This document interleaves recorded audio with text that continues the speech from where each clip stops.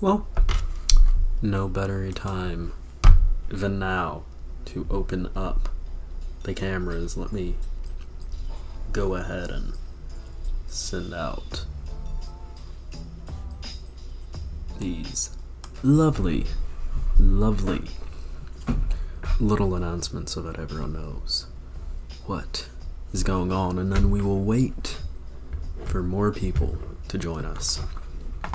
How's everyone doing tonight, if I may ask?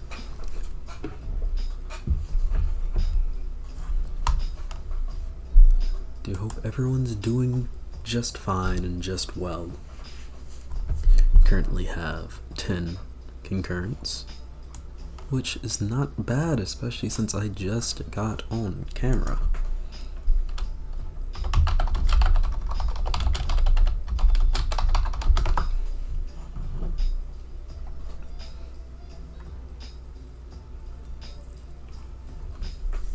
So yeah, hope everyone is doing well. Hey chat, doing well, Lapello? Good to hear, good to hear. Good, but bro, I have a stats class at 8 p.m. tomorrow. Well, if you have a stats class at 8 p.m., it's quite late, depending on your time zone, so that's unfortunate. Yeah, Pello, I'm doing well myself. Hope you're doing well. Thank you. I hope you are as well. I'm doing pretty fine, thank you. Good, I watched the trans Nazi debate last night, and that was a doozy as fuck. It was. That debate is a wild one. It is a wild one, but it is a fun one nonetheless. A wild one, but a fun one nonetheless.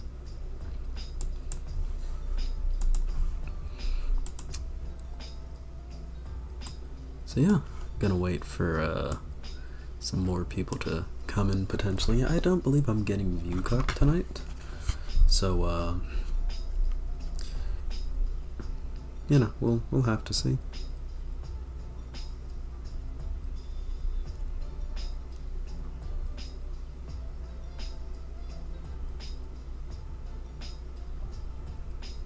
We will definitely have to see who joins in.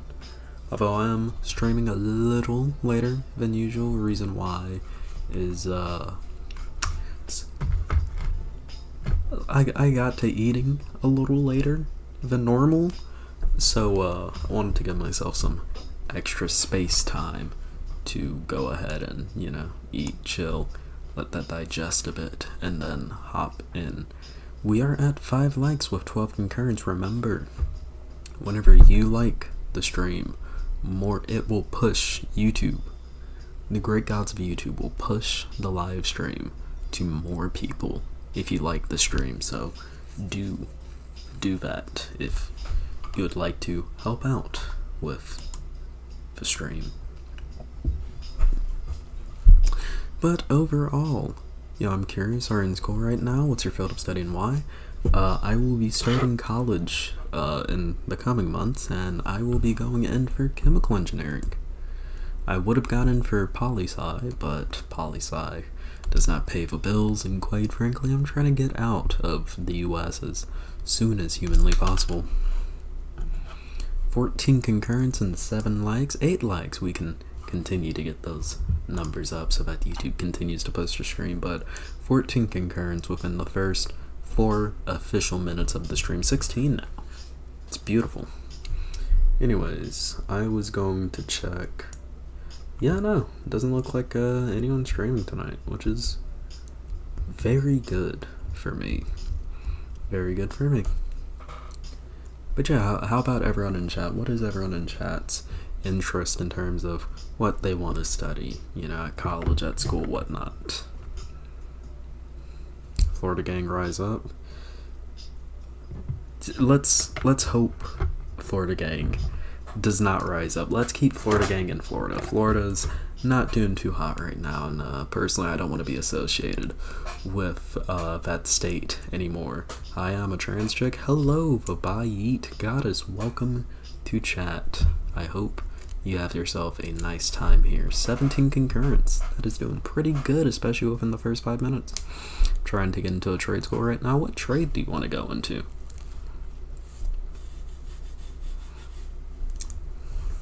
I mean, all trades are a good trade, all jobs are good jobs, but, you know, trade's cool. Knew some people studying chem engineering when I was in college for comp sci. It's pretty tough degree at the school I was going to, but it's well-paying field, yeah. And while I do go to college, I will still be streaming in my dorm. So yeah, caught it live for once. Welcome, Nino. Welcome to the live stream. We have Nino and Nina in the stream today. Wow. That is very interesting. I'm a senior studying comp sci. That's pretty cool. Comp sci for forensics. Indeed, shot caller. Random person I've never seen before in my life. Actually, as a matter of fact, do you want mod at all? Because I will give you mod. Random person that I've never seen before in my life. I ended up having to take some time off college before I finished my degree, but I'm working on finishing it slowly. That sounds lovely. I'm glad that you took some time off to, you know, reset yourself. So, you know, I'm glad you get to go back and finish your degree. Congrats. Masonry is a great trade to go into. I hope you get into that trade school. Hey, that's my plan. I want to move to New Zealand when I'm done with school. That's not bad. Hey, Nina, you from Voz chat too? Because if so, hey. Yeah, 21 concurrents in the first 6 official minutes of the stream. Wow. That's pretty good. That's pretty good analytics. I mod for Zan and Luxander. Indeed. Quite a couple of Zan mods. I mod for Zan. Just got done watching your last video, Pillow. Oh yeah, the one with the cop cars. I thought that one was a lovely topic, although I was like dead asleep when I made that video. So I just watched your debate. It's up a few days ago. Nice. Well, thank you for joining Senator Crankshaft. With a lovely alien profile picture. Love to see it, indeed.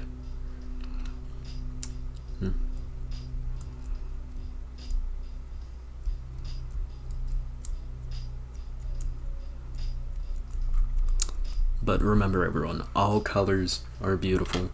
Speaking of all colors being beautiful, I actually do want to show off some things. I have been working pretty much all day since I got home. I've been working on creating some new assets, basically moving forward. Pillow, are you familiar with Alan Sokol? Also, hello, Bosch Degens. I have not heard of Alan Sokol. I can go ahead and put that in the good old Google-orino to look into later. American professor of mathematics. 68 years old. Parents Zelda Kaufman Sokol. Okay. Interesting. But yeah, so I'm currently working on redesigning some assets because like I can't stay with old assets like these for much longer, so I've been working on making new stuff for the stream, and also I'm gonna be like fixing up the chat box so it isn't just like this black box. Basically, in the coming weeks, stream is gonna look nicer, and I do want to show off one thing I worked on today. This is gonna be the new webcam frame. I think it's gonna look quite nice with me in it, and as you can see, I have a brand spanking new logo, very different to this one, which is just a straight rip from the pillows, but made this today, and hopefully it looks good.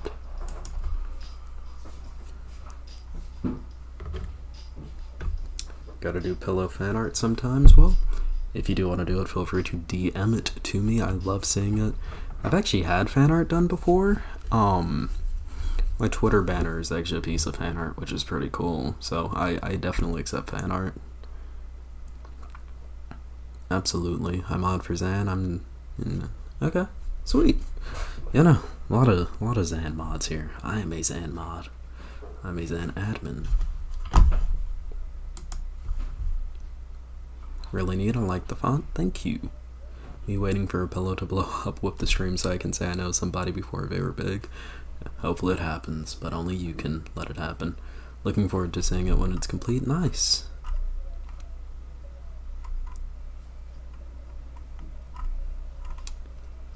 Also, shot caller, did you want chat mod?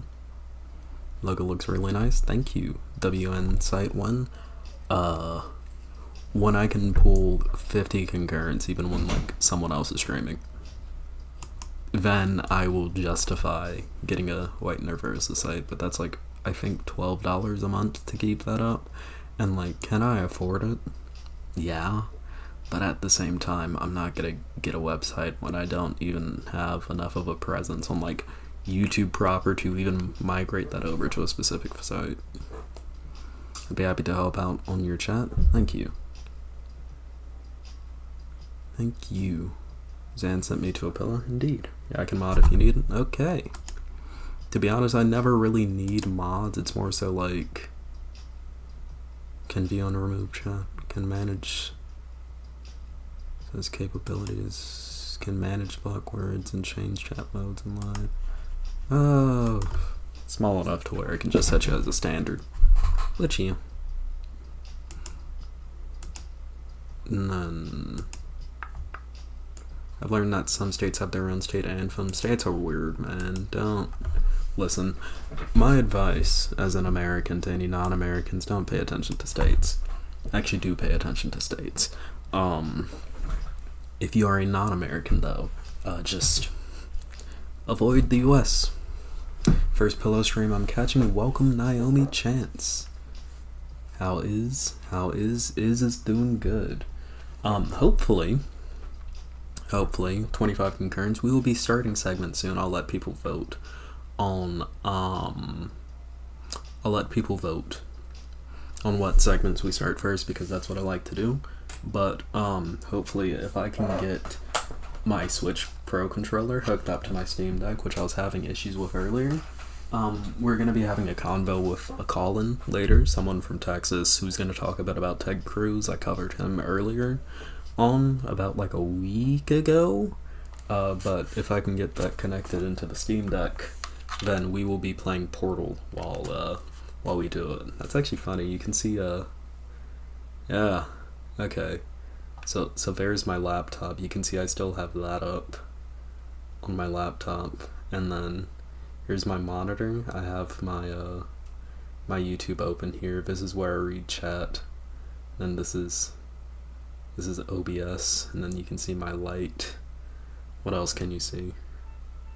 It should be my keyboard. That's my Afro pick, and that was something else that I'm gonna toss off to the side. Yeah, but yeah, decided to do digging on a Cornell West party and their history something. Oh yeah, the People's Party is wild, and we will definitely be covering them. I'm a Canadian just watching from the hill. Yeah.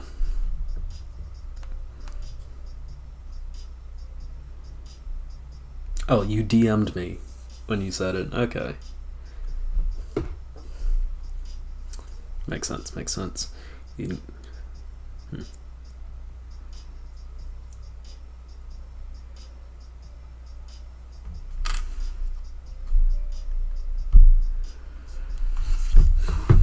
I see your credit card information. Thanks.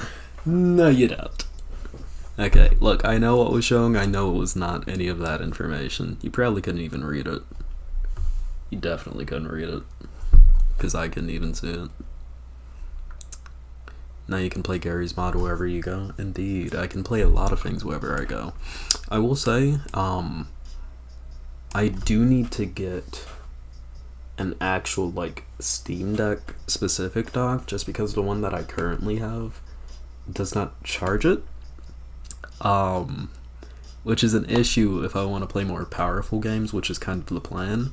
But once I do get that more powerful dock, then I should be able to, you know, a Steam Deck specific dock, then I should be able to play more powerful games that aren't gonna like zap my battery in 2 hours.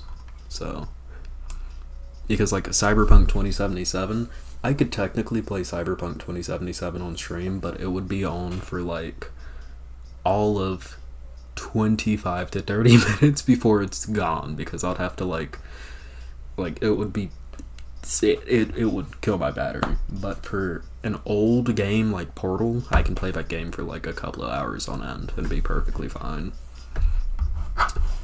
But yeah, that's the benefit of the Steam Deck. I can actually play powerful games on that for stream. I'm getting a third monitor soon. If I can revive my Surface, then hopefully I can 3 monitors set up it.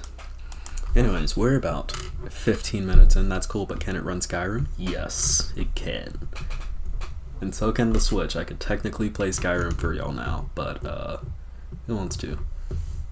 Need hairstyle? It's like a cylindrical afro? Indeed. It's called a high top fade, to get specific with terminology. Anyways, what to cover first? Let us pull. We'd get 1 frame of Cyberpunk and then the stream would go offline. That would be if I stream Cyberpunk from my actual laptop.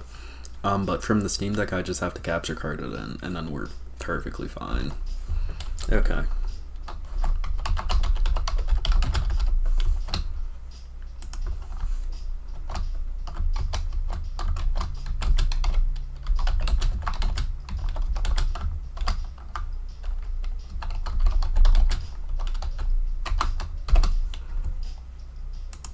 Okay, and then last one. Alright. So y'all, vote on what you want me to cover. Just be warned. The TERF segment is that's gonna be a rough segment. Like, that's gonna be a really rough segment. To the point where I'm gonna put, like, before I even start, I'm gonna say, like, hey, big trigger warning for this. So, like, if you want to start off stream light, I suggest that you do not vote for that segment. Like, I heavily suggest that you do not vote for that segment. I keep seeing this annoying ass TikToker who says, what? Wait, who retracted the message? That was weird. Get an alternate dock type like I did with my Switch. That's probably what I'll end up doing. Who retracted that? Well, dang. Bones, feel free to resend that message. I didn't see it. Oops, voted TERF. Should know better. It's gonna be a rough one. Like, it's a bad one. I'm gonna be covering some of the stuff that some TERFs have been saying about Elliot Page. Like bad shit, dude. So, do be warned when that comes back up for voting. You might want me to do that one last before we do the discussion, just because that one's gonna be, like, really, really rough. Hello, Crispy Crisp, and hello, Auto Roll. Welcome to the stream. We will be starting segment soon. Okay, we have 25 out of 26 votes. It is very clearly in favor of the transphobic barbecue. Throwing some meat onto the Barbie, indeed.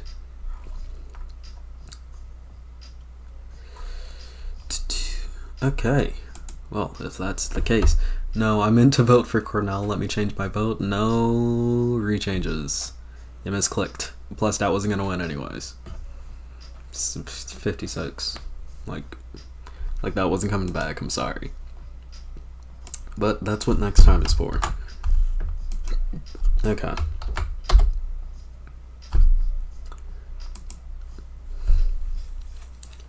I want pride content, and I'm not ready for extremely bad stuff yet, so I'm glad for the BBQ one.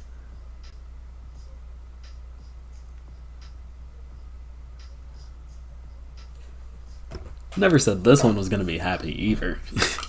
Just this one is less bad. Put a few shrimp on her? Indeed. Shrimp on the Barbie. I'm a non-transitioning so far, possibly on the future trans guy, and I genuinely have been pretty upset with the stuff I've seen said about Elliot. Someone called him a manlet, and I'm covering something heavier than even that, what people have been saying about him. Like, look, let me just say, the people that I'm covering today, I cannot express my full views on them for the purpose of me wanting to keep my YouTube channel. I'm gonna put it like that. Okay? Listen, I'm nothing if not honest with y'all, and I'll be 100% honest. There are some people that I have covered before, and will cover in the future, and we'll be covering today, that I cannot express the full breadth of my opinion on, just for the sake of, like, not getting banned. And I'll put it like that. I want a light lefty infighting to start off. Well, that's what Cornell West is for, so we can cover that next.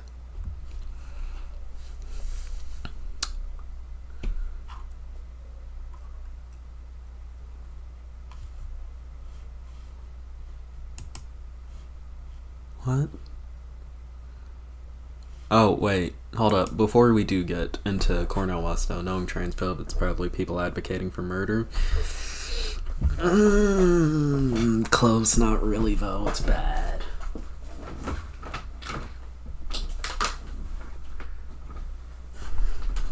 Like, it's bad.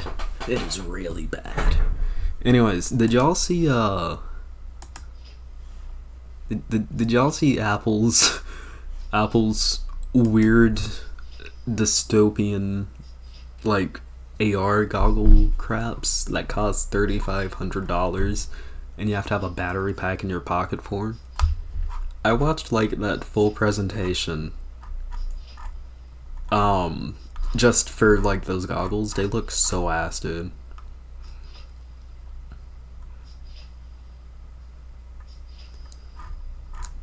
Like, I am looking forward to a world where we will have, like, AR, like, glasses or contacts, but this shit being, like, an actual Apple product, it's sad. Like, but yeah, no, it's like $3,500. I should probably not, like, just scroll Twitter like that, because that is a very good way to accidentally get myself banned. Because I could scroll across.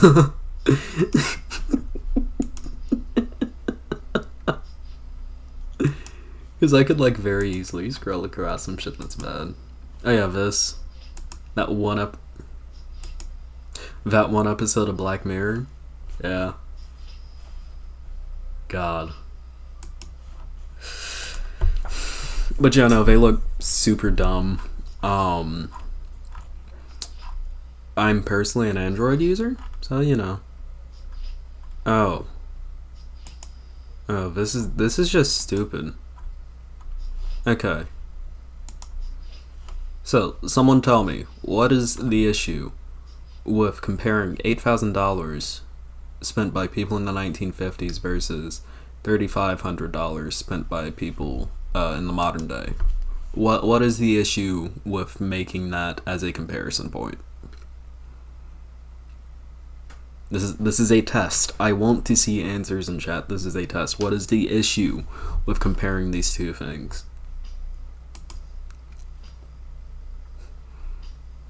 I'm personally an Android. I am an Android user, full stop.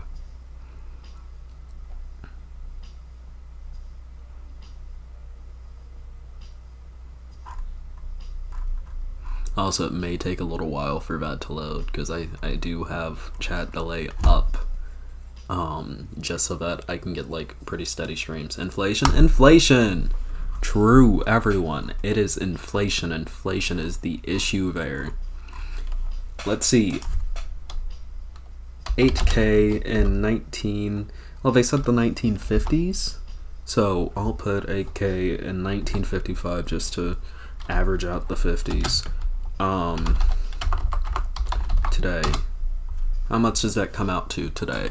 So 8K in 1955 would be equivalent to about $90,000.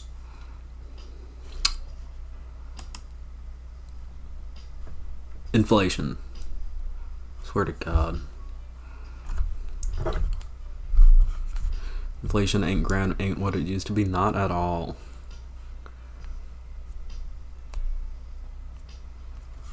Not at all. So, goddamn. 36 concurrents? Wow. Okay.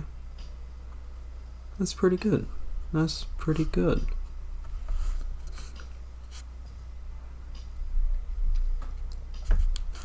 Okay, well, if that's the case, let us cover our first segment, which was the BBQ. Indeed, the BBQ.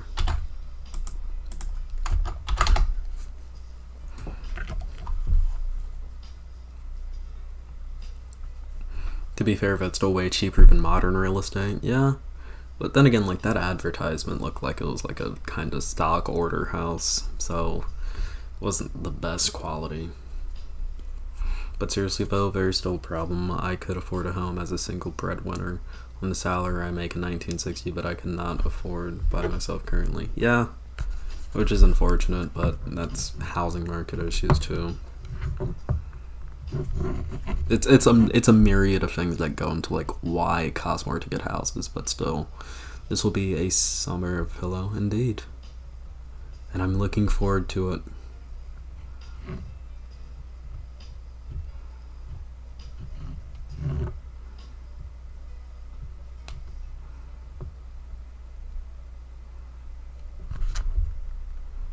Alright, well, now that I have done that, it is time to cover Dub's BBQ. Hello, Vincey. Welcome to your first live stream.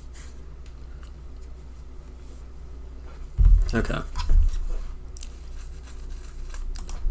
Everyone, barbecue is a staple food of the South. I, personally, am from the great state of North Carolina. And in North Carolina, we have arguably the barbecue capital of the world in Lexington. Great barbecue festivals, good food. And, we love ourselves some nice barbecue restaurants. But for some reason, some barbecue restaurants in Clovis, California, apparently, don't particularly like trans people. So recently, Dub's BBQ in Clovis, California had apparently released a statement stating, "At Dub's BBQ, we believe in creating a welcoming and inclusive environment for all individuals. We strive to provide excellent service and delicious food to everyone who walks through our doors. However, we also recognize that certain circumstances may arise where we've reserved the right to refuse service. We exercise this right in accordance with local and federal laws, ensuring that any refusal of service is based on specific reasons such as disruptive behavior or a violation of our establishment's policies or beliefs. Therefore,"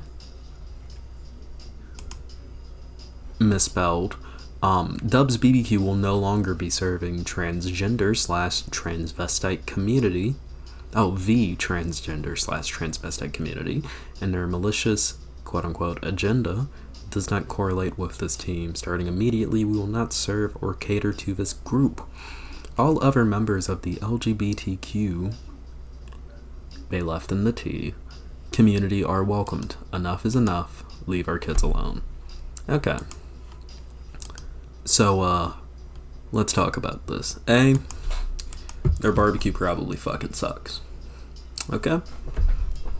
So, let's talk about this. As Contraband points out in chat, this is probably very illegal. Especially in a state like California. And, their account is gone off of Instagram. So, you can't even leave a nice little hate comment down there. So, this... First, I want to just point out some things in this line of reasoning here. A, we believe in creating a welcoming and inclusive environment for all individuals. And then down here, therefore, Dub's BBQ will no longer be serving the transgender/transvestite community, and their malicious agenda does not correlate with the team. Okay.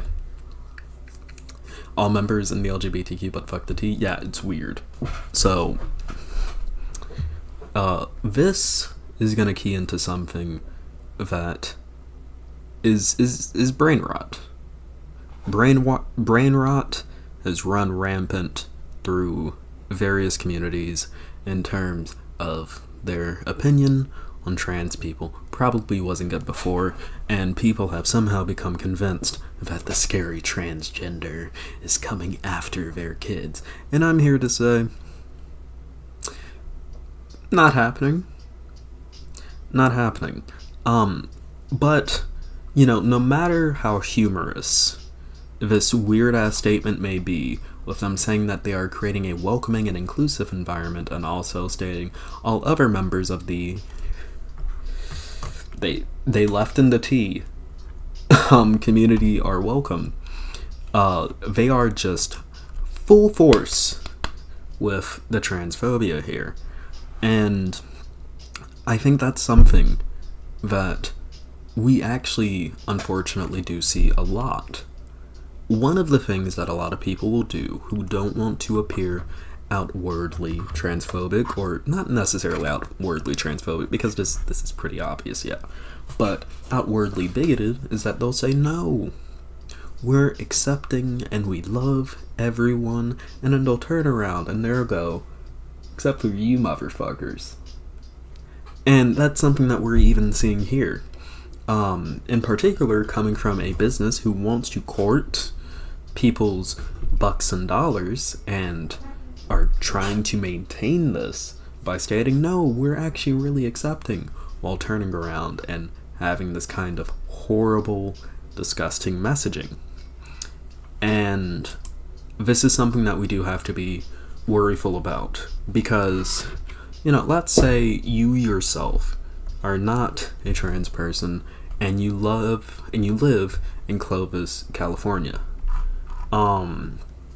Their policies may not personally affect you. Okay? And they may say, let's say you're a gay person, they may have said, hey, we are perfectly accepting of people like you. Okay. Doesn't matter. Doesn't matter. Because the fact of the matter is, this business, Dubs BBQ, and other businesses of this like, are still exceptionally bigoted. Yeah? And it doesn't matter if they aren't bigoted against you or not. Yeah, you could be a completely straight cis person. Does not matter. Does not matter. If you're courting businesses of this caliber, you are helping support this bigotry, and that's not good. Moreover, to go back to this kind of messaging, this is even something that you see a lot in people who are like, oh, well, hate the sin, love the sinner, things of that nature. The fact of the matter is, you cannot repackage your bigotry in a way that makes you seem like a good person, and that's why a lot of people try to say this shit, like the whole hate the sin, love the sinner, I may not personally support it, but I support your right to live your lifestyle, however you choose to do it, yada yada yada. That is merely a way of repackaging bigotry. You may have heard it said before that it is not enough to not be racist, you have to be anti-racist. It's the same thing with other things. It's not enough to not be homophobic, you have to be anti-homophobic. It is not enough to be anti-transphobic. It is. It is not enough to be not transphobic, you have to be phobic of the transphobes. You have to worry about people like this who will try to couch their bigotry in the rhetoric of actually being supportive, but just drawing a line in the sand. Because the fact of the matter is, this line in the sand is still limited. It's not still limited. It's still couched in that same bigotry. It's just repackaged a different way. Dubs BBQ is not a queer fan-friendly establishment. Flat out. Doesn't matter if they say that all other members of the yada yada yada community are welcome, they still included the T. Doesn't matter if they said it. They are still an anti-queer business. You can't drop the T and act like it's perfectly fine, especially when you are using the same rhetoric that was used against other parts of the community just some years ago, and continue to be used until this day. Look in Florida with the Don't Say Gay bill.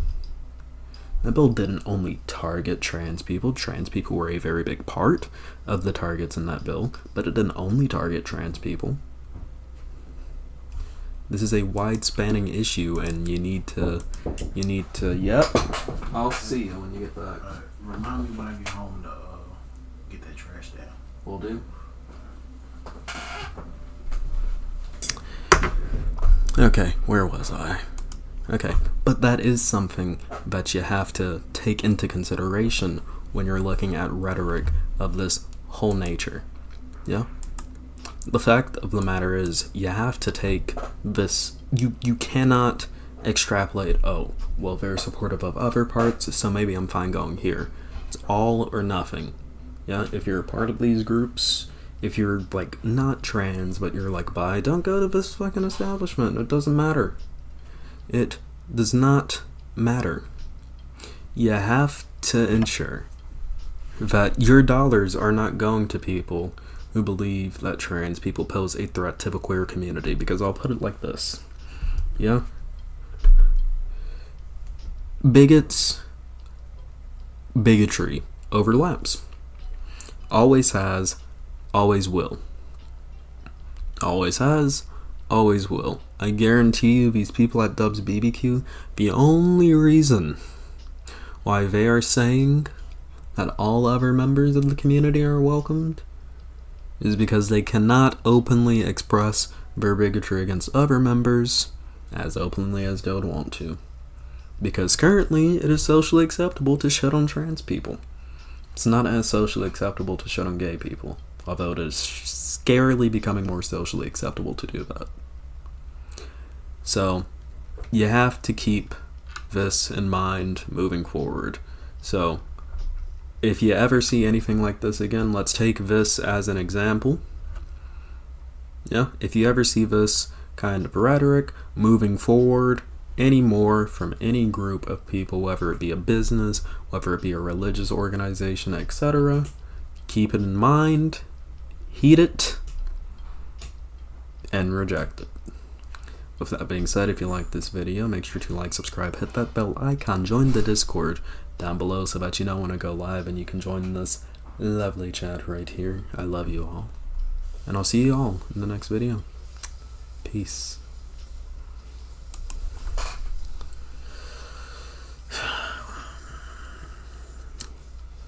Okay. Wish you could have just talked to me through the door, but that's the thing that happens when you stream clandestinely. Yep, xenophobia, any other titles, just like the brand. Yep. Exactly. It's all bad. You can't take one and ignore the others. It is all bad.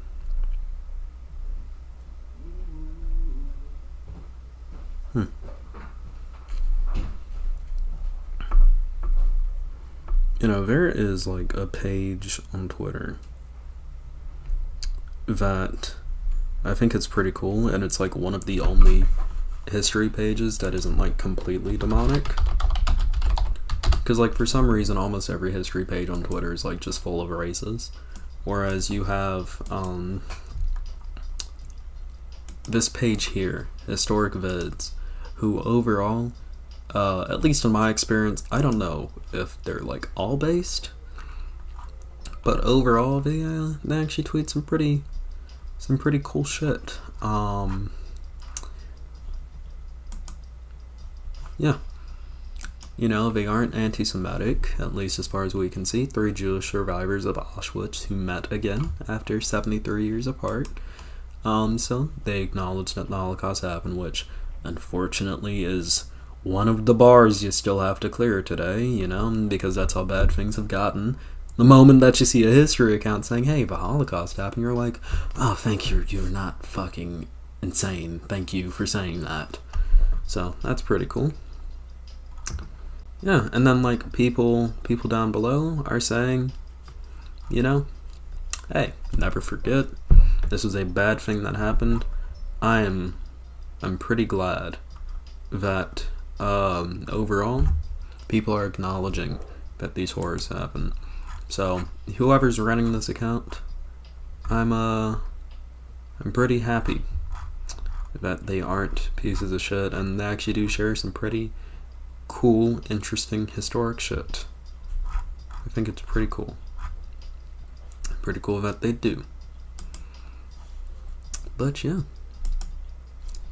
Hooray for bare minimums. Yeah, unfortunately. Working class history is good and leftist, but definitely isn't stock standard history page. I don't believe I've seen them.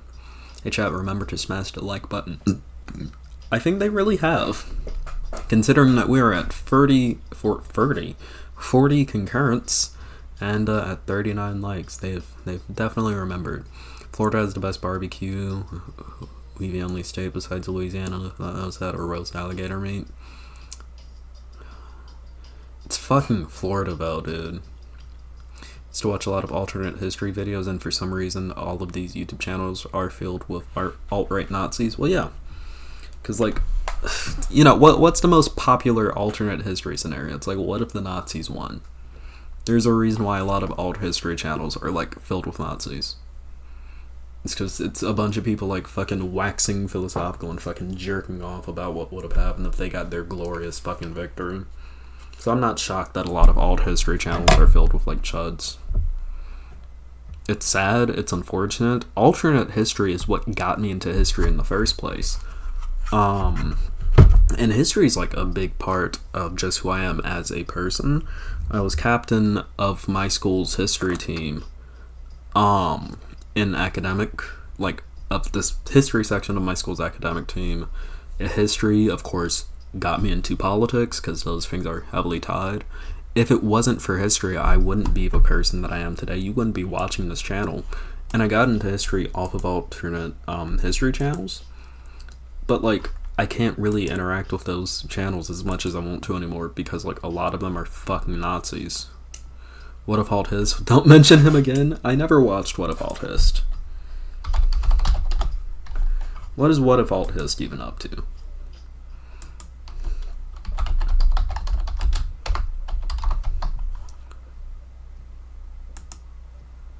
What if... Oh, God. What the fuck? I had a stroke when typing this. Whatifalthist. What?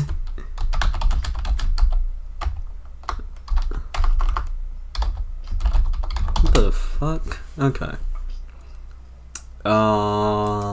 Okay, 520k subs. Is the dollar doomed? Common ground for introducing the host. Communism's Abrahamic roots.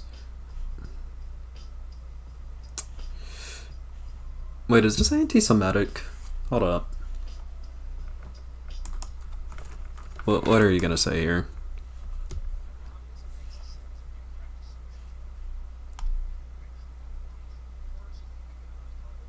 Okay, first of all, motherfucker, standardize your captions with your fucking speech. What is wrong with you? You sociopath. Holy shit.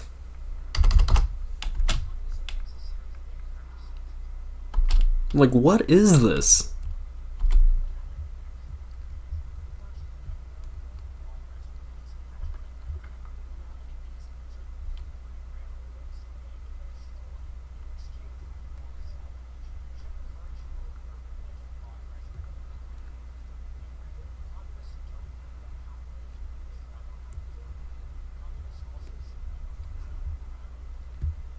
Holy shit, he is stupid.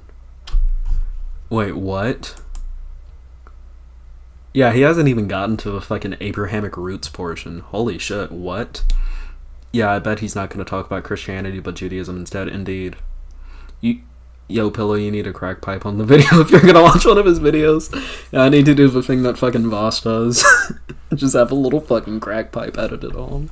Holy shit. The audio seems a bit scuffed. I can turn it up. It's because we were listening to music earlier. Which is not true at all and can be very easily proven to not be true.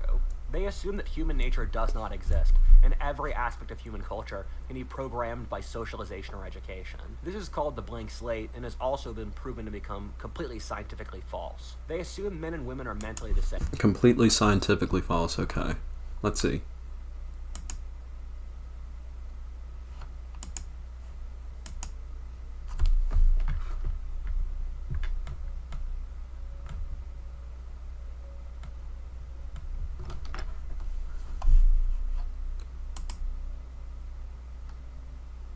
Source?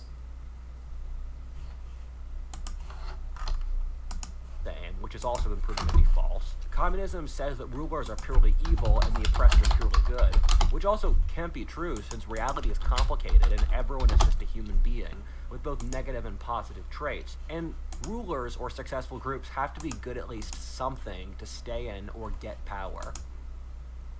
Okay. That was so stupid. Granted the full video is not out yet, so I'll have to watch that full thing when it comes out. I've never reacted to a Whatifalthist video on this channel, but I don't even know if I can say like a lot there. First of all, this whole like, oh, communists believe that yada yada yada and communists believe that yada yada yada. Listen, dude, I'll tell you as someone who's versed in the Marxist doctrine, I've read theory. I have read all theory, as a matter of fact. That's not my meme to steal, I apologize. But as someone who's versed in theory and, you know, would be reluctant to call myself at least communist adjacent, I guess you could say.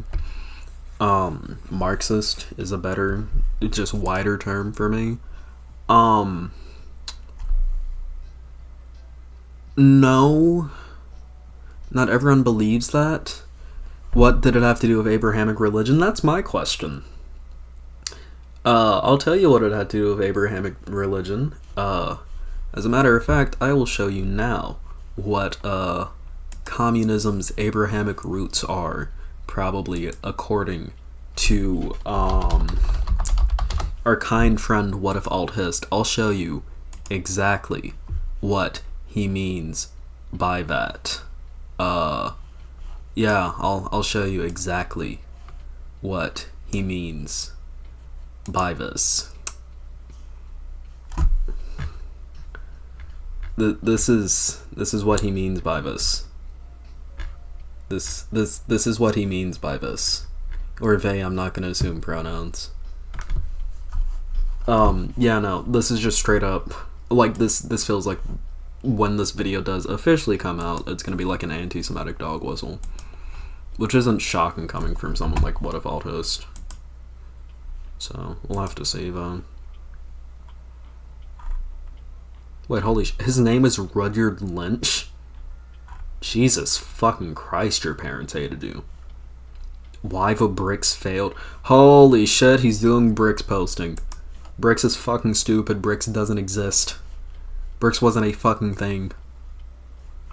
Holy shit. How the baby boomers ruined society. True. God.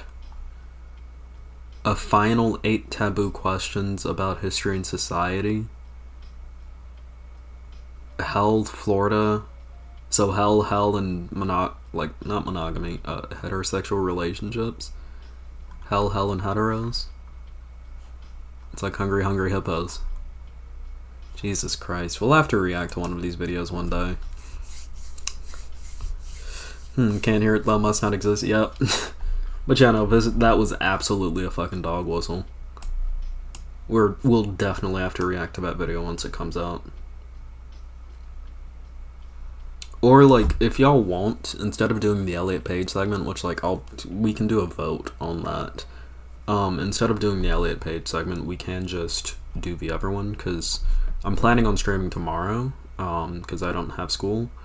And, honestly, that Elliot Page segment is going to be rough as fuck, dude. So we can just postpone that until, like, tomorrow if y'all want. It's up to y'all, though.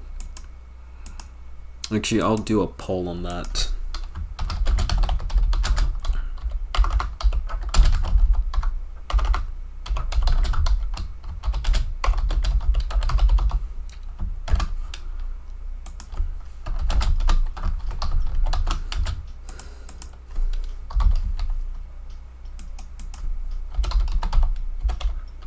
No sad tonight, please? Yeah. Yeah, no, personally, I don't want to go to bed mad. But, you know, it's up to y'all to vote. So vote! We have 38 people. Express your vote. So we can do, like, a Whatifalthist video. Wait, hold up. Did I see? Oh shit! I thought I saw V-Man in one of his fucking thumbnails. Common Ground, Episode 1, J-Reg, YouTube, Anti-Centrism, and Satirist. I don't know why so many, like, rightoids cling to J-Reg. J-Reg is, like, very clearly left-leaning. And, like, all of his fucking political compass videos, the one who's the most fucking sane is lib-left. I'm gonna kill myself for saying that. But, like, no, for real, in almost all of his fucking videos, like, you can even see that in, like, the original political compass rap. The only one that was, like, vaguely sane was fucking lib-left. Like, he's very clearly left-leaning. I'll have to dip whenever you cover that, by boy. Yeah, I don't blame you. Yes? Y'all want me to do it tonight? Really? 29 votes, yes? Come on. We have 10 more people than that. Please don't vote. Yes. Okay, look. How about we do it like this? If we do it tonight, it will literally be the last thing I do before I log off. Meaning, like, we will get that convo that I want to have in. Hello, Jaden Hawkins. We will get that convo that we're gonna be having tonight. We'll get that in before I cover that segment, because I really do not want to. That's gonna be a bad segment, and when I say like a bad segment, I mean that's gonna be like one of the worst ones I've done in a long time. Like, I'm personally regretting, well, I'm not regretting, but I'm personally dreading covering that one, because that one's gonna be really fucking bad. And when I say like really bad, I mean like really bad. 50. You motherfuckers. Come on. 5 viewers, you can flip it. You can flip it. Okay, you know what? How about this? This is gonna be a really bad fucking segment. And it's definitely gonna cause like a lot of people to log off. So I'll do it like this. I'm gonna retool the poll. Okay. I'm gonna redo the poll.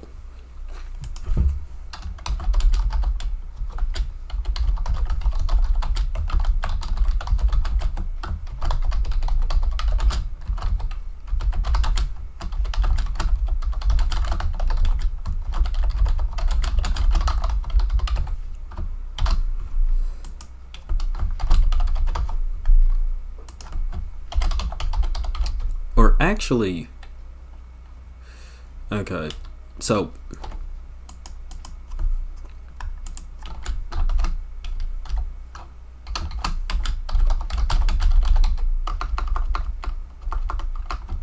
the only way I'm doing it tonight is if we get a 75% vote in favor of it. Or better yet, I could just do it to, also new poll is up, the last one is not valid. The only way, like, because the thing is, it's gonna get covered regardless, it's something important that needs to be covered. So unless I get, like, 75% of the vote, I'm gonna either postpone it until tomorrow, or I'll just do it, off-screen.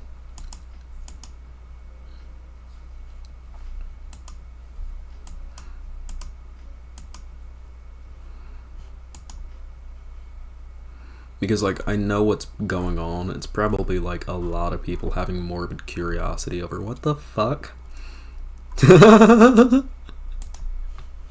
Wait, Kanye showing up for football practice with a member of the Navigation Guild from Dune? I've been reading Dune. Dune is pretty good. I don't know why Dune's trending, though. It's a very good movie. Fucking love Dune.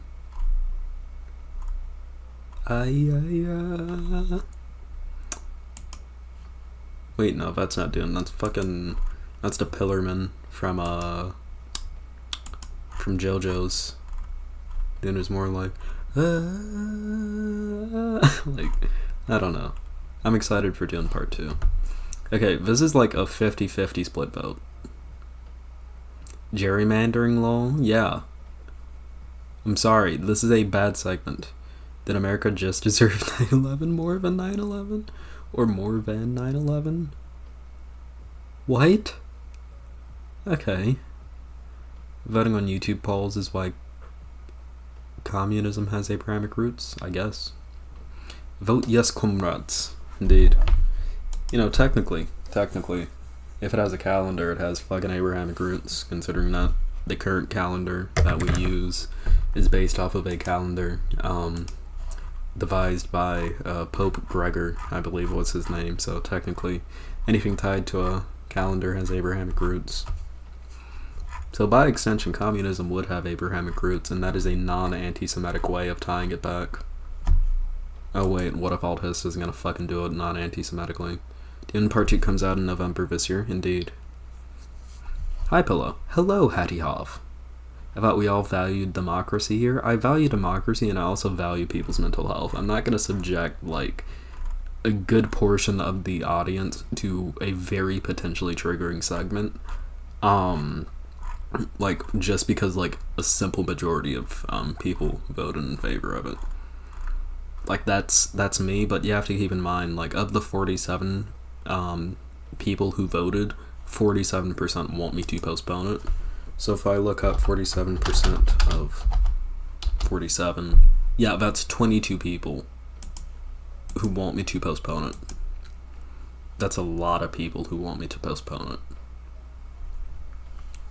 And I'm not gonna subject nearly half the audience to that shit just because, like, a simple majority of the audience wants it. Like, and that's just where I'm coming from. I apologize about this. I'm going to cover it because it is an important thing that needs to be covered, but I'm not going to, like, sit here and do it while a decent chunk of the audience doesn't want me to do it. It would be one thing if it's like 10% of the audience. Everyone else, it's too high an amount. It's too high an amount. I'm not gonna subject a bunch of people to that. I'm sorry. Anyways, look at this. Look at this sick ass Gwen Stacy fan art on Twitter. Indeed. That someone sent me. Good shit. Good shit. Everyone, I want you all to go follow this artist and go like this tweet of this art. It's good shit. I want to see more art like this. I shifted my vote once you specified what the segment would entail. Yeah. What's the TLDR on the lore for the Elliot Page shit? A bunch of TERFs. Well, not a bunch of TERFs, but there were like a couple of TERFs who said some like really heinous shit about Elliot Page, and I'm not like talking about your typical like just transphobic shit. I'm talking like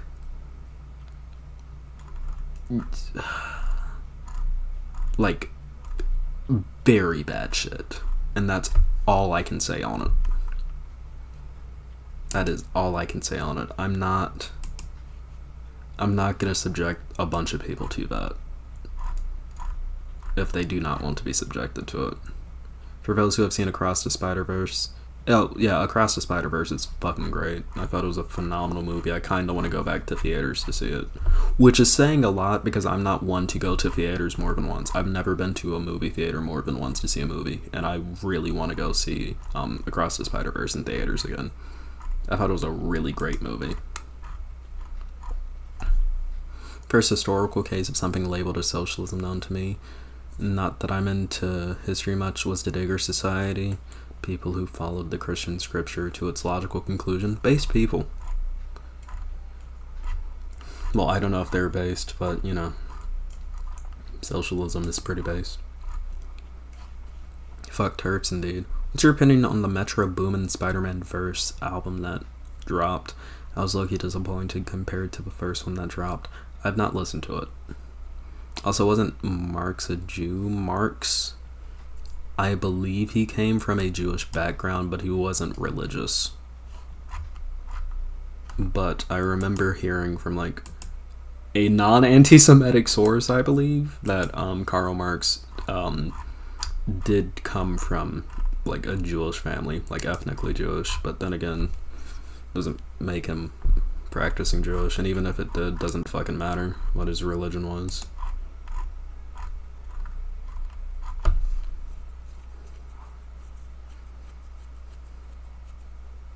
Okay. Yeah, with 51 votes, it's 53 to 47. That's too close a margin. I can't justify doing that. I mean, ethnically, yeah. I think he was ethnically Jewish. Well, I don't even know that. I don't know much about, like, the ethnicity side. Yeah, he had Jewish... Yeah, he had Jewish ancestry. Yeah.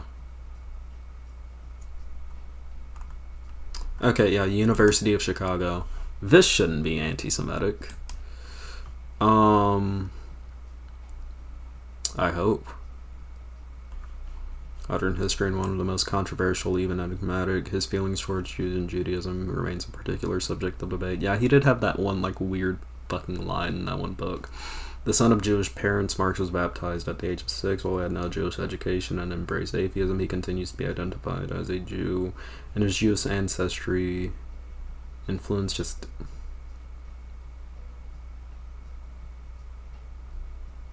Okay. It's a complex thing. Let's not get into this. Just know he had Jewish ancestry. That's what matters. His family was non-religious Jewish but converted to Christianity before he was born. Okay, that makes sense. It sucks that COVID killed all the theaters within an hour of me. Yeah. I know, the theater that I went to see, Beyond the Spider-Verse is like $6.50 a ticket, dude.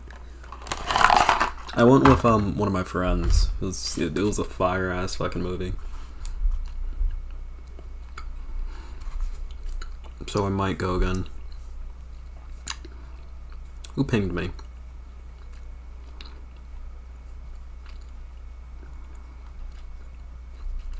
Okay. Anyways. So that means we can, honestly...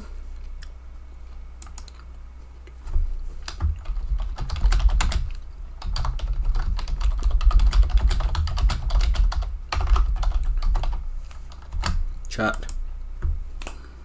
I want you to give me suggestions of what to cover in that little box that I just put up, that Q&A box.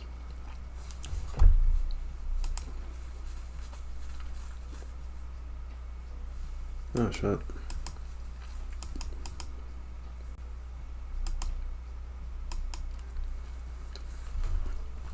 So in there, y'all can tell me what you want me to cover instead. Also really sucks in the theater in my town. I watch every major movie in that game. Mine's $16 a ticket, yeah. It's like this theater I went to isn't like owned by a larger chain. So that's honestly what you need to find. You need to find a theater that isn't owned by a larger chain.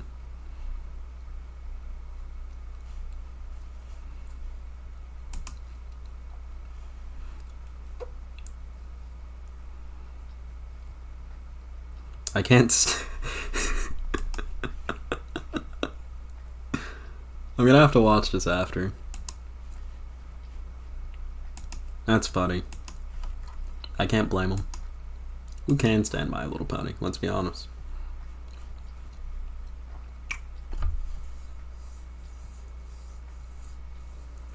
Indeed. Debate review, I could probably find an entertaining one from Nominal Naomi or something. Debate review might be a little long. Not to cover, but for the first time in 94 years, a state in Mexico finally changed party in this year's election for governor. Good for them. Or bad for them, I don't know. Okay.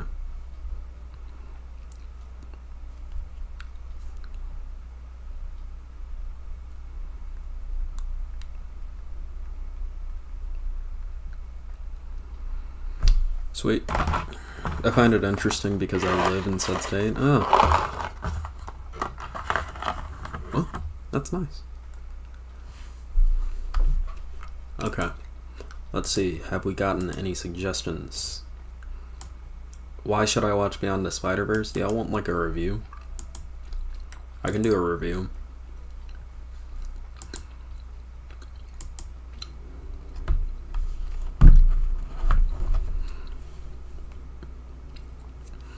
Oh, and I think the diggers were pretty base considering the Lord wanted them on their land because people were leaving their farms to live with diggers. Makes sense. I mean, who wouldn't? It's a fucking better life more than likely. It's actually funny because the new party is made from people from the old party. Okay. It's like keeping the continuity, but like different face. The aesthetic of My Little Pony and Bluey and shit like that just provokes violence for me. Bluey is good. Fuck you. Bluey is a very good series, and I will not stand for the Bluey slander.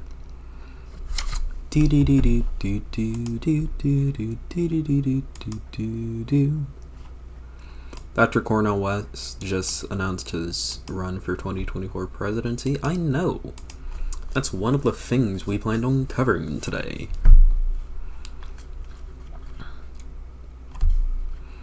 There's a Mexican state that's well known for being LGBTQ plus friendly. There's literally gay cowboys there. That's sick.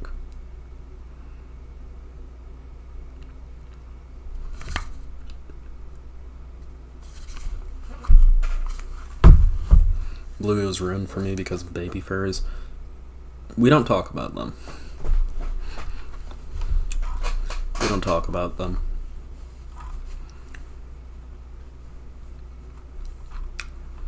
We do not talk about baby furs at all. Okay. Let's cover Cornell West while the suggestions come in. I'm going to leave that suggestion box up. Research stream, you could talk about the concepts of sociology that rightoids and lefties seem to have no fucking clue on. I'm 18 years old. I barely know anything about sociology. I don't know more than the average person. Like, I know a little bit more, but, like, not everything. I'm not well-versed enough to cover sociology. Trump talking to an anti-vax person and it's going weird.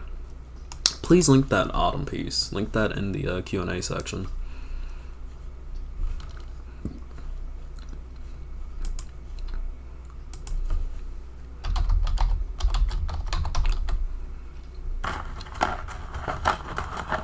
Okay.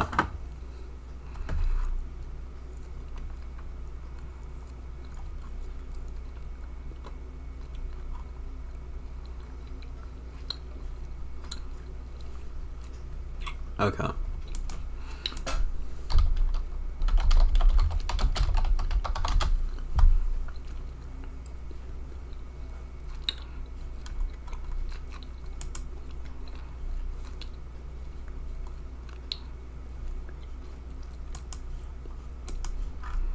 Can I find a link to the actual People's Party that Cornell West is running under, please? That would be nice to find. Well, just been watching Matt Rose videos for a bit of amusement. Might not be the kind of thing you want to cover, though. Depends on who that is. I don't know who that is.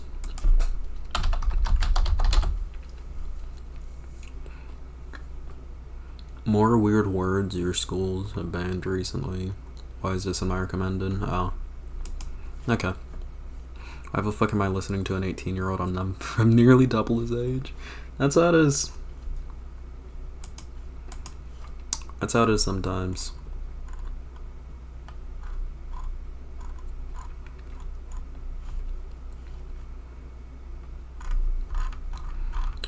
I think the funny thing here is that this is like an honest-to-God presidential run. And it's not Cornell West, just like...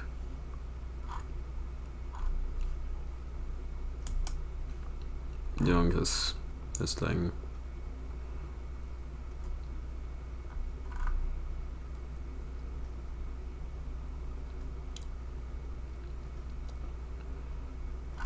Okay. I'll just open up this in a new tab. I'm nearly double his age. Most of the people my age are certain, I guess. Because Pillow's base. Thank you. He's base as fuck for an 18-year-old. What do you mean? Thank you. Headphones have a subwoofer base, and when you type, it's like... Sorry.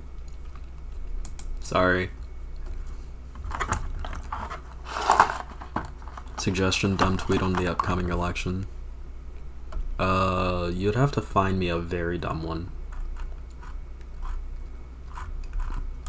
Okay.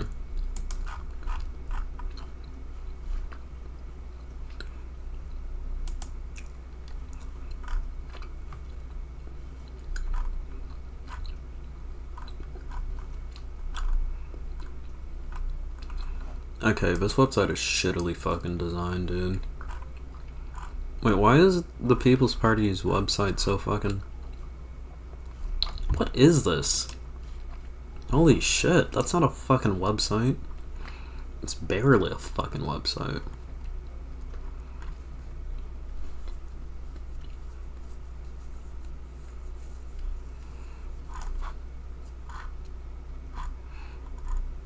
Okay, chat. Find me bad shit on the People's Party, right quick, please.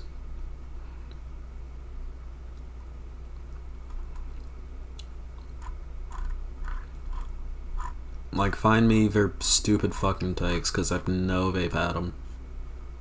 Yep, retweeting Jimmy Dore, yeah. Actually, your mic in general is very bass heavy. Well, that's fucking... That's how it is, I guess. Used to be a big fan of People's Party until I found out they're fucking insane. Yeah.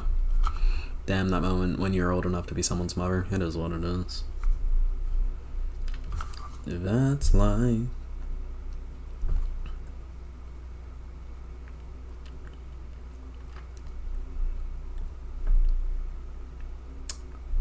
Alright.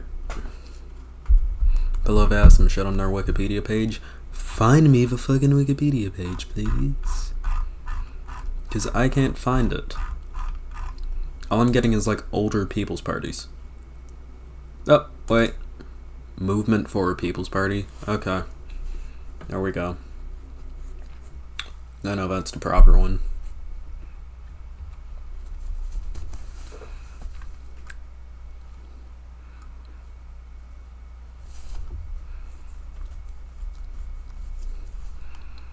Okay.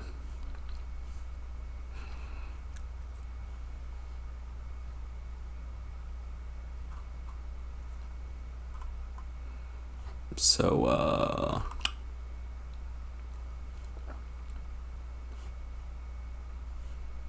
yeah. Yeah, no, oh yeah, the group gave an invitation with 50,000 signatures to Sanders to lead the creation of the People's Party, which Sanders ignored. That's hilarious. Okay. Which People's Party are we talking about? We're talking about the fucking crazy one that is like Bernie Simpson fucking doesn't like, people talking about fucking supporting Ukraine and shit. Basically like the Doors Party. I'm old enough to be a Pillow's uncle. I have a niece and a nephew the same age, but they're not as cool as a Pillow. Well, don't discount them. A Pillow for real had no idea you're so young. I thought you were around Zan's age. You're very calm and mature for an 18-year-old. It's not that, it's just that I'm tired all the time. That's what it is. Yeah, I'm 20, I just take it. We all got morally and effective, correct political opinions regardless of our ages. Indeed. The Sanders snub causes a lot of people to brain rot. Okay. Let's see, do we have any more stuff in the Q&A? Because we are about to cover People's Party. We do not have more stuff in the Q&A. Do feel free to give me suggestions on what we cover. Makes life easier.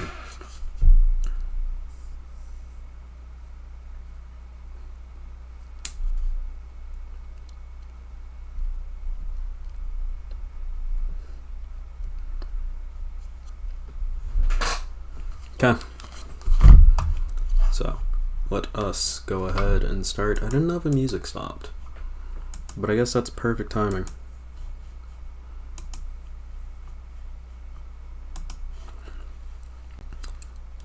Yeah, age has nothing to do with political legitimacy. That's neat. Fuck me, dude. Shit, I had a stroke. That's neoliberal ed pol shit. I could tell you we're around 18 because I'm Zan's age and you're deaf younger than my peers. Yeah. What's so special about this guy? He's done some pretty base shit. Pretty base speaker, pretty base philosopher. At least was. Okay. Cornell West is a man whose name you might have heard, might not have heard. A very famous speaker, famous author of nice books on philosophy such as Race Matters. He's been a teacher at various different prestigious institutions such as, I believe, Harvard and Princeton and the University of Paris, just a couple of things. Very prestigious institutions. And Cornell West has officially announced that for the 2024 presidential cycle, he will be running for president. Now, you might think that Cornel West would be a great person to run for president, and I would normally agree. However, as we can see under this, I'm running for truth and justice as a presidential candidate for the... I'm running for truth and justice as a presidential candidate for the People's Party to reintroduce America to the best of itself, fighting to end poverty, mass incarceration, ending wars, and ecological collapse, guaranteeing housing, healthcare, and education and living wages for all. So, he's running with the People's Party. We'll get into them later. But first, let's actually watch this man's announcement. Looking quite spiffy. He is. In these bleak times, I have decided to run for truth and justice, which takes the form of running for president of the United States as a candidate for the People's Party. I enter into quest for truth. I enter into quest for justice. And the presidency is just one vehicle to pursue that truth and justice, what I've been trying to do all of my life. I come from a tradition where I care about you. I care about the quality of your life. I care about whether you have access to a job with a living wage, decent housing, women having control over their bodies, health care for all, de-escalating the destruction of the planet. So overall, sounds like pretty good stuff so far. Let's keep watching to see where it goes. The destruction of American democracy. Democracy creates disruption. It creates an eruption. It creates an interruption. Wide from below, the energies of everyday people is manifest. And I know there are precious people in your life who you care for. That's why it's important for you to be involved, important for you to participate. We're not talking about hating anybody. We're talking about loving. We're talking about affirming. We're talking about empowering those who have been pushed. You have to admit, very good speaker. Which, he did kind of get famous off of being a public speaker, so it's not that shocking, but pretty good campaign video so far. To the margins. Because neither political party wants to tell the truth about Wall Street, about Ukraine, about the Pentagon.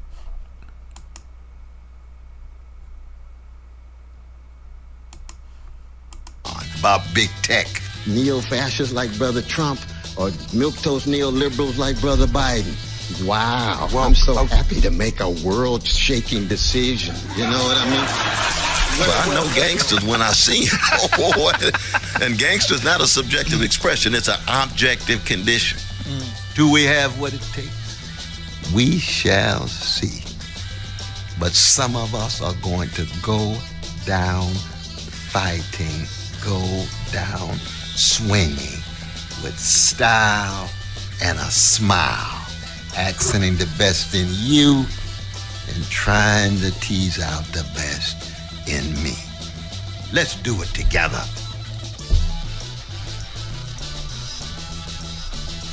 Okay. So, overall, this would seem like a pretty good announcement outside of that weird thing that he said about Ukraine. Now, you may be wondering why he may have said that weird thing. Well, it's because Cornell West is running with the People's Party. People's Party, many of you may not know them because they are electorally non-viable. They are literally less electorally viable than the fucking Green Party, which is saying a lot. Which is definitely saying a lot. So, you see, the party that our kind friend is running with is in of itself actually quite anti-Ukraine in terms of supporting Ukraine's right to exist, which is really unfortunate, and I'm going to show it to you all right now on here on twitter.com. Here is an official tweet from the People's Party, June 3rd, 2023. That is only 2 days ago. What happened to we need to give Putin an off-ramp? What happened to giving Ukraine F-16s will start World War III? What happened to Ukraine will not launch attacks inside Russia? Seems like citizens in the West are just being lied to nonstop with zero accountability. So we have some anti-Ukrainian sentiments here. And then from People's Party US, the party that Cornell West is running with, corporate profits and greed happened. People over profits, end the damn wars, hashtag People's Party. Yes, Cornell West is running, unfortunately, with a sussy party. As we can see, we have 9 likes on this tweet.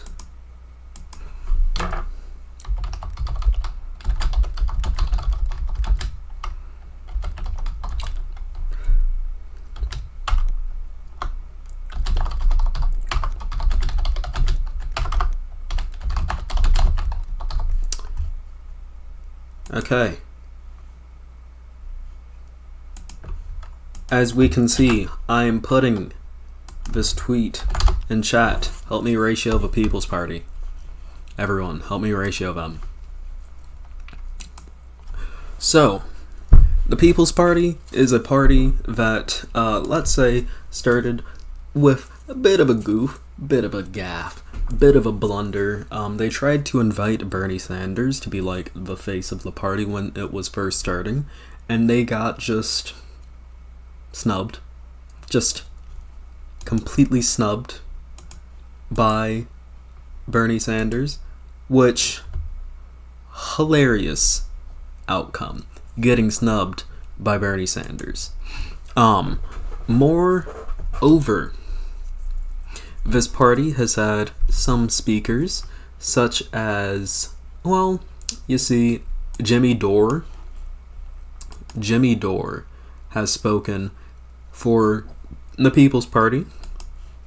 Anyone who watches this channel knows Jimmy Dore is a fucking idiot. He pushed the whole forced to vote shit. Has said some very stupid shit, very anti the rights of Ukraine to exist. He's done some not very good things. Jimmy Dore, overall, fucking idiot. Okay. Moreover, what we also have here is the founder of the People's Party, apparently. In December 2020, the first People's Party state organization was registered in Maine. Continuing on down here, in February 2022, so this is last year, Nick Brana being the leader of the People's Party, was accused of sexual harassment by Xana Day, former MPP executive director, which was corroborated by co-worker Paula Swearingen. Brana denied these claims, which he called false and politically motivated, and accused other MPP board members of a liberal takeover attempt. As a result, Brana forced out several MPP board members. This is the party that Cornell West is running with, people. It's not good. It's very bad saying this. It is very unfortunate seeing this. And, it's sad, honestly. So, let's also talk about this further. This kind of goes into the whole thing about voting third parties. I've talked about it before, electoralism, and I'll continue to talk about it now, but I don't think I've ever covered third parties. And I'm going to say it outright. If you vote third party,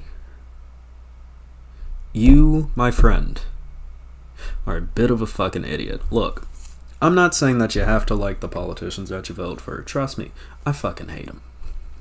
Okay? Not even most, all politicians, I fucking hate. You know, you have to be like a certain level of detached from the public to be willing to be a politician, you know? Or you have to be like some level of not all the way good and fair to be a politician, okay? Unless like you're some very special dude who's just like really chill as fuck. Most politicians kind of fucking suck, okay? However, voting for a third party does not make you any better than anyone else, okay? Jill Stein is not any better than any other politician. Okay? Fucking Howie Hawkins. Actually, no, Howie Hawkins is pretty cool. Get lost in the fucking sauce. Get lost all the way in the fucking sauce with Howie Hawkins, okay? But most politicians fucking suck.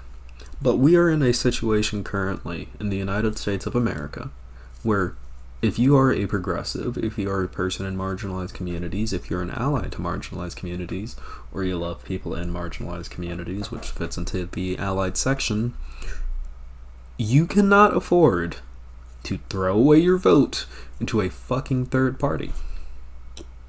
You cannot afford to throw away your vote into a fucking third party.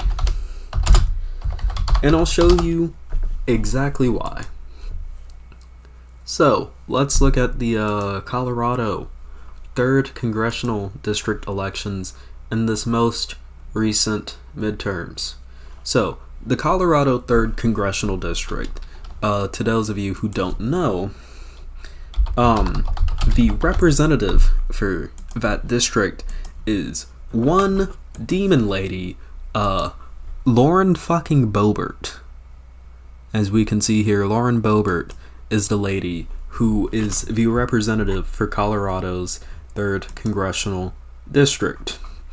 And, of course, her being a House representative, she's up for election every 2 years. And in this past election cycle, Lauren Boebert won by only... Well, let's look at these margins. Lauren Boebert won 163,839 votes, and Adam Frisch, her competitor, won 163,293 votes. Let us do the math right quick on our calculators. Yeah? So, that's only about 546 votes. 546 votes, whether it be people who didn't like Boebert, or people who decided, like idiots, to write in these 3 fucking candidates who I don't know. Well, this lady's probably fucking conservative. She's standing in front of an American flag. But these idiots who decided to vote these people, while they couldn't have flipped the election in favor of Frisch, I guarantee you, there are a bunch of people there who didn't vote, who could have flipped that fucking House seat. But instead of not voting, instead of vote, we have fucking Lauren Boebert in office for this congressional district. There's not a fucking thought behind those lifeless eyes outside of how much money she's gotten off of screwing over the American public in favor of her fucking corporate donors. That not a single thought behind those eyes outside of money and fucking greed. Your vote matters, you idiots. Do not vote third party. It's that simple. Don't fucking vote third party, you absolute nimrods, you absolute fucking idiots, you absolute fucking dundernuffins, you dumbasses. Don't vote third party. And to Cornell West, I had a lot of respect for you. Why the fuck do you have to run third party, dude? For the People's Party, no less. You know? It's like that one Boondocks meme. Like, you know, listen, I can get if you said that T.I. stole your girl. Because, A, that's T.I. But Usher? You know, it's like that. Like, I can get if you said that the Green Party, that if you were, like, running for the Green Party. Because, A, that's the Green Party. But the People's Party? Like, really? Of all parties? You know, if you want to run for president, fucking challenge Biden. You're not getting anywhere with the People's Party in the first place. Because who the fuck votes for the People's Party? They've only existed since 2017. That's a 6-year existence on the People's Party. They barely fucking exist. To the point where, I mean, hey, let's check it. Let's check it right quick. I'm literally 1 like away from ratioing this party.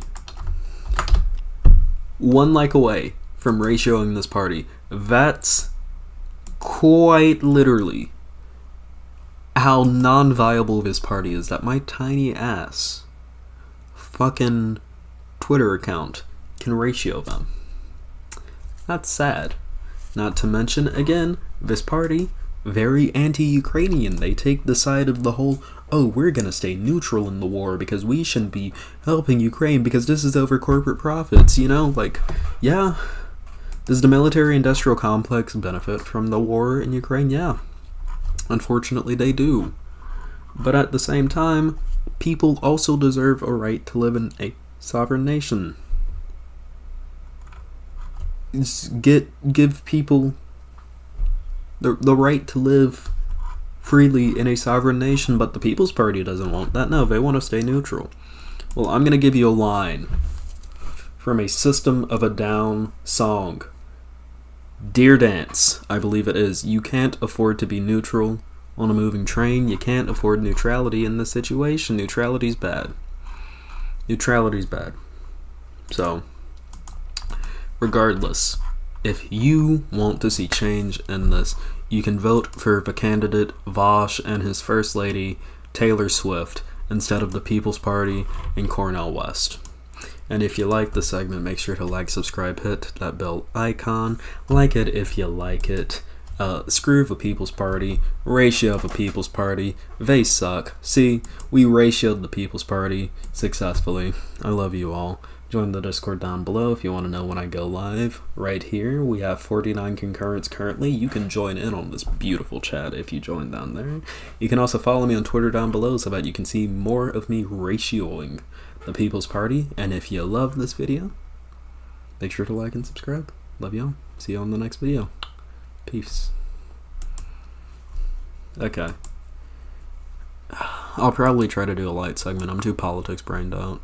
You do Kelly Cardigan's apology and redemption arc. I'll save that for tomorrow. You know what, screw it. Let's just go ahead and I'll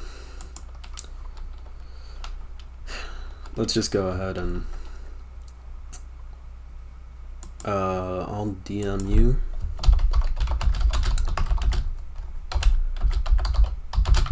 Alright, in chat, speak with me while I try to get the shit set up so that we can play us some Portal. Because I honestly really just need to get the, like, the moment I get the Bluetooth set up, we're good. Okay.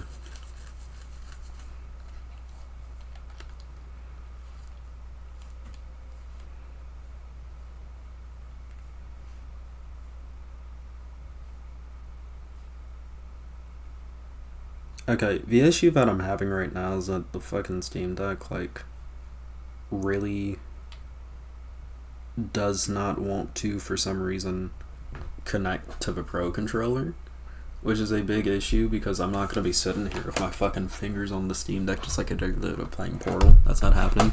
When did SO80 get political? I already burned all of my Rage Against the Machine merch. True.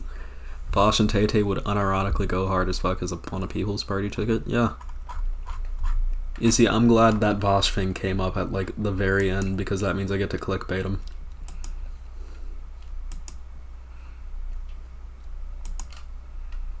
I'm kidding. Maybe not.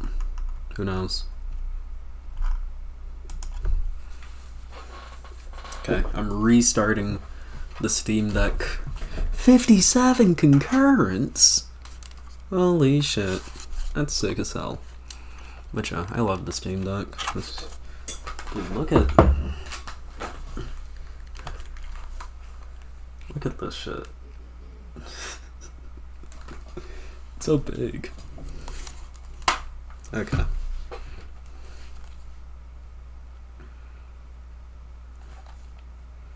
But yeah, like I said, I just kind of need this thing to fucking connect. Which would be very nice. Be very nice if this thing fucking connected.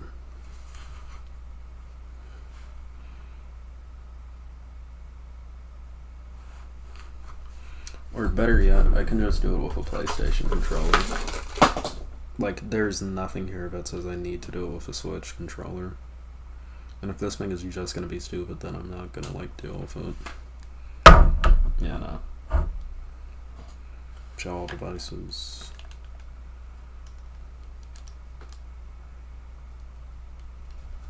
Shit, I haven't charged this in so long, though. Yeah, that's probably dead. But yeah, everyone, let's keep... God damn it, we dropped that hard already? We have officially ratioed the People's Party? Yeah. It's a big achievement to ratio a party that gets fucking 9 likes on their tweets. God damn it, I cut on my PlayStation. Fascist president, Shark is vice, and a pillow is House Speaker 1. I would rather kill myself than be Speaker of the House. That position has, like, no job security.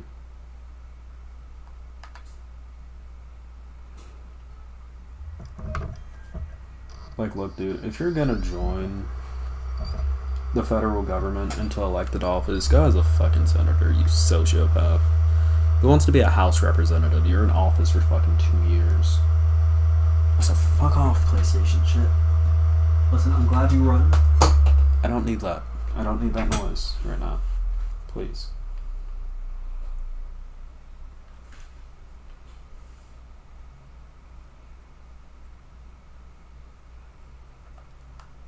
Okay, what about available to pair?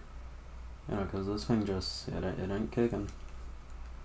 It ain't kicking at all, which is telling me that it's probably a fucking Steam Deck issue. This isn't anything else. That's, just not doing it. Because this would have to be a Steam Deck issue if it's not wanting to connect.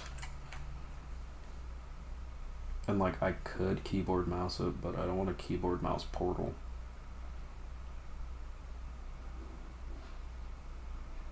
Because that would really suck. And it would just only, like, suck down the Steam Deck battery more. I'd prefer to do it over,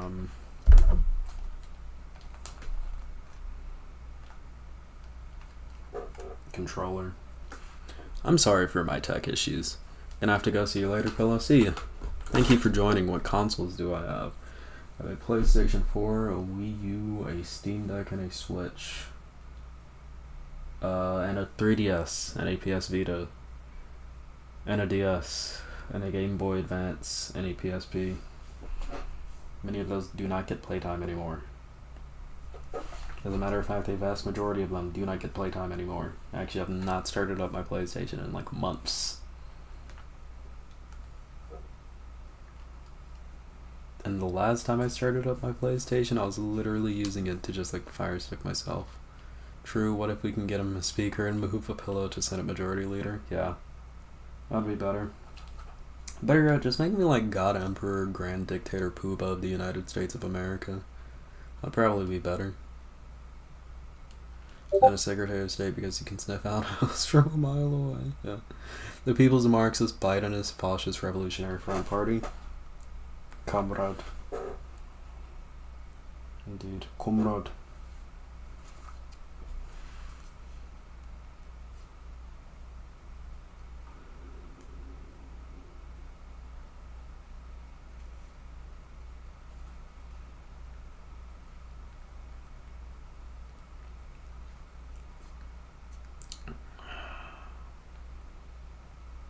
Okay.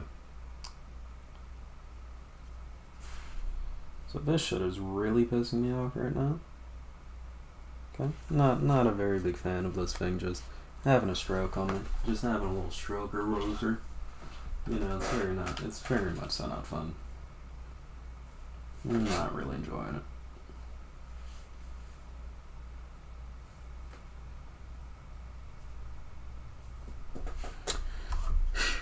Okay. It should still be loading. Good night, chat, and stream gotta go. Good night. Good night, Jaden Hawkins. Have you ever played Hollow Knight? I've never played Hollow Knight. Never played Hollow Knight in my life. At all. How the fuck is this shit not connecting? Okay, you know what? We're gonna have to rough it. We're gonna have to rough it. I'll just have to connect in my keyboard and my mouse. Which is gonna suck ass, mind you, but it's better than nothing.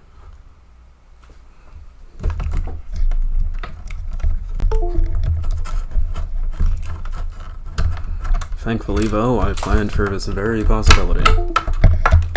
Which is why I have my keyboard and my mouse cords connected to each other.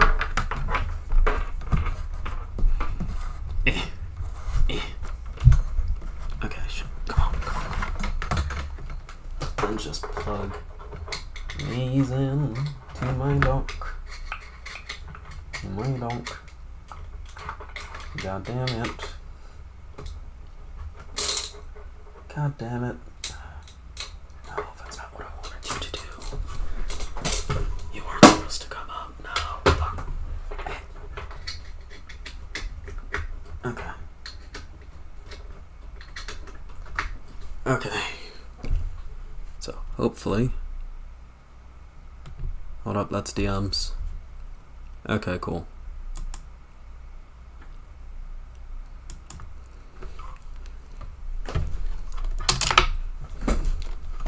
So we'll just have to do it this way.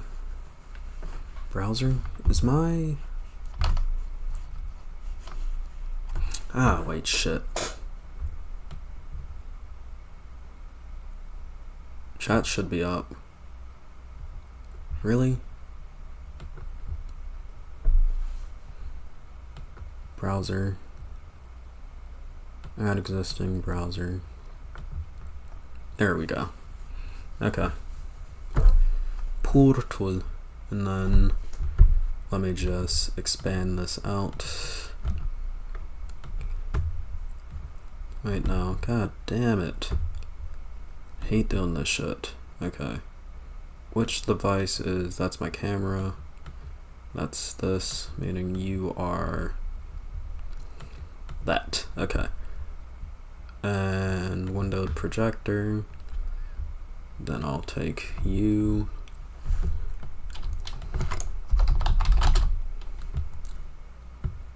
Ah, shit. Oops. Oops. Okay.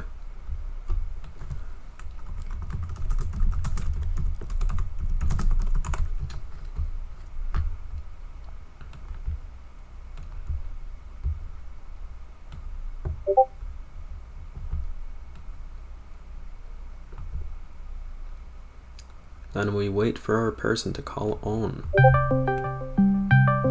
Like now. Yo. How are you? I'm doing quite alright.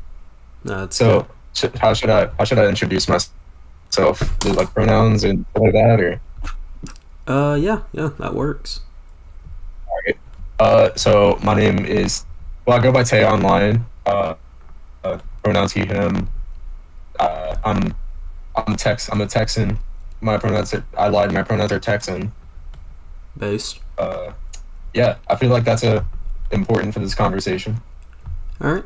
So you're from Texas. I remember you said. I believe. Yes. It was in the suggestion chat, which is in the Discord server. If anyone wants to join, link down below. Of course, I do have to plug it. But I believe you did say that you wanted to speak on the dynamics of having Ted Cruz as one of your state's many senators and things of that nature. So, you know more about this than I do. So, just go ahead. Okay. All right. So I feel like we feel very similarly on the like Ted Cruz LGBT tweet thing, where it's like it speaks very. It's very interesting because it speaks to what moderate Republicans feel and how popular, like in actuality, how popular the whole like woke thing is. I feel like we agree on that, right? All right. I will say though, moving forward, your audio is it's a bit crunchy, if you get what I mean. It might not be because I'm. Is that better or? It's still kind of. Because I'm not talking directly into my mic. Hold on, let me try and fix this. It could be. Okay. That might be a little better. Yes, that is significantly better. Keep speaking, cool. please. So, do you need me to like repeat myself or? Let me cut you up first a little bit. Speak now, please. Okay, yeah. I'm using the raw mic audio, so it's a good bit quieter. Okay, yeah. That's perfect. That's perfect. Okay, we're good. And please do reintroduce yourself. All right, my name is Tay, pronouns he, him. I'm a Texan. I'm here to talk about Ted Cruz. All right, I feel like that's pretty good, right? Yep. All right. So I feel like we both agree that the Ted Cruz LGBT tweet thing speaks it's an interesting reflection of how moderate Republicans feel about the like anti-woke agenda. We both agree on that, right? All right. And I feel like we would also agree that it's, right message, wrong person, yeah? Yeah. Well, not necessarily wrong person, but you get what I'm saying. Yeah, like odd person to see it coming from. Yeah, right message, odd person. So Big Ted, I don't think in my years of living in Texas, for like reference, I'm 19. I've lived in Texas for the great majority of my life, maybe about 13 years. I don't think I've ever met a single Texan who likes him, Republican or Democrat. Interesting. And for some reason, somebody's got to vote him in, Yeah. But it feels like every single person who I have heard speak politically, like whether that be like relatives or just people who I know and people who are my age, people who are older than me, etc., no matter their political leanings, they hate Ted Cruz. And this, I feel like a lot of the people on the left hate him for his policy, obviously, because he's a Republican, duh. But then there's the right's perception that he's just kind of a cuck, which is also not really wrong. I'll give him that. He is kind of like a kisser upper, I guess. Like he went to the Mike Pence school of thought, Yeah. But I feel like, so I live southeast of Houston, which suburbs of Houston are generally purple-ish, but again, I've never heard anybody come in defense of them, and I think it's because of moves like that. Weirdly enough, moves that are like popular outside of like weirdo like internet spheres. I feel like it's because of stuff like that nobody's been like outwardly defensive of him. And oh man, I'm trying to figure out like the correct words, but nobody's really been like Ted Cruz. That's my guy. I will vote for him no matter what. But fuck. Okay, hold on. I'm stumbling a bit here. I'm repeating myself. Okay. It's all good. Cool. Thanks. But nobody's been the guy in my life, in my lived experience, to be like Ted Cruz. Fucking love that guy, and I think it's because he refuses, either out of sheer spite or just kind of stupidity or hard-headedness, good old Texan independence, to I feel like he just refuses to toe party lines unless he directly sees a way for him to climb up by toeing those party lines. Like, I know he does it policy-wise, but it feels like when it comes to more social matters, he refuses to toe the party line, if that makes sense. Yeah. So it's kind of a situation where, I mean, I guess it's that kind of meme where it's like fiscally conservative, socially like, well, even then, he's not necessarily socially liberal. He's just like socially normal. Yeah.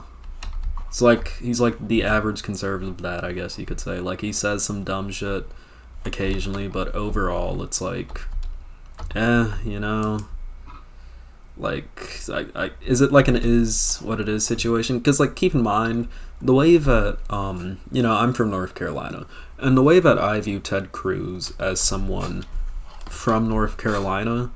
Ted Cruz is, of course, one of the more famous senators in the United States. And to me, at least, he's always been kind of almost like the cucked, like the cucked senator. Like the guy who, in all of his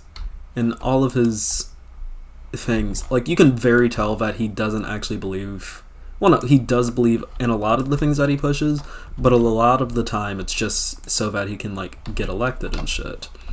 And Yep. I find this fact to be, you know, kind of interesting to look at, especially when I did see the tweet from Ted Cruz that was, like, shockingly pro-gay in terms of the Uganda stuff. It was one of those situations where it was like, okay, I know he isn't doing this because of, like, well, he probably isn't doing this because of some personal, sincerely held belief. He's likely doing this because he feels like it is electorally viable for him to act in a manner that would be considered pro-gay because of, you know, whatever reason. Whether that be, like, Texas becoming more blue over time and he feels like he is in a position where he needs to start becoming more progressive lest he gets voted out of office, or, like, things of that nature. So, like, I mean, I guess generally, like, you know, what's your take on this as, like, a Texan, a proud Texan citizen from the Yes, sir. good state of Texas? I think we have a very similar outlook on him, but as some, okay, so can I get the middle? Sorry, I'm so sorry. Can I get the middle part again? Like, okay, like after the cuck part. Oh, I'm yeah. so sorry.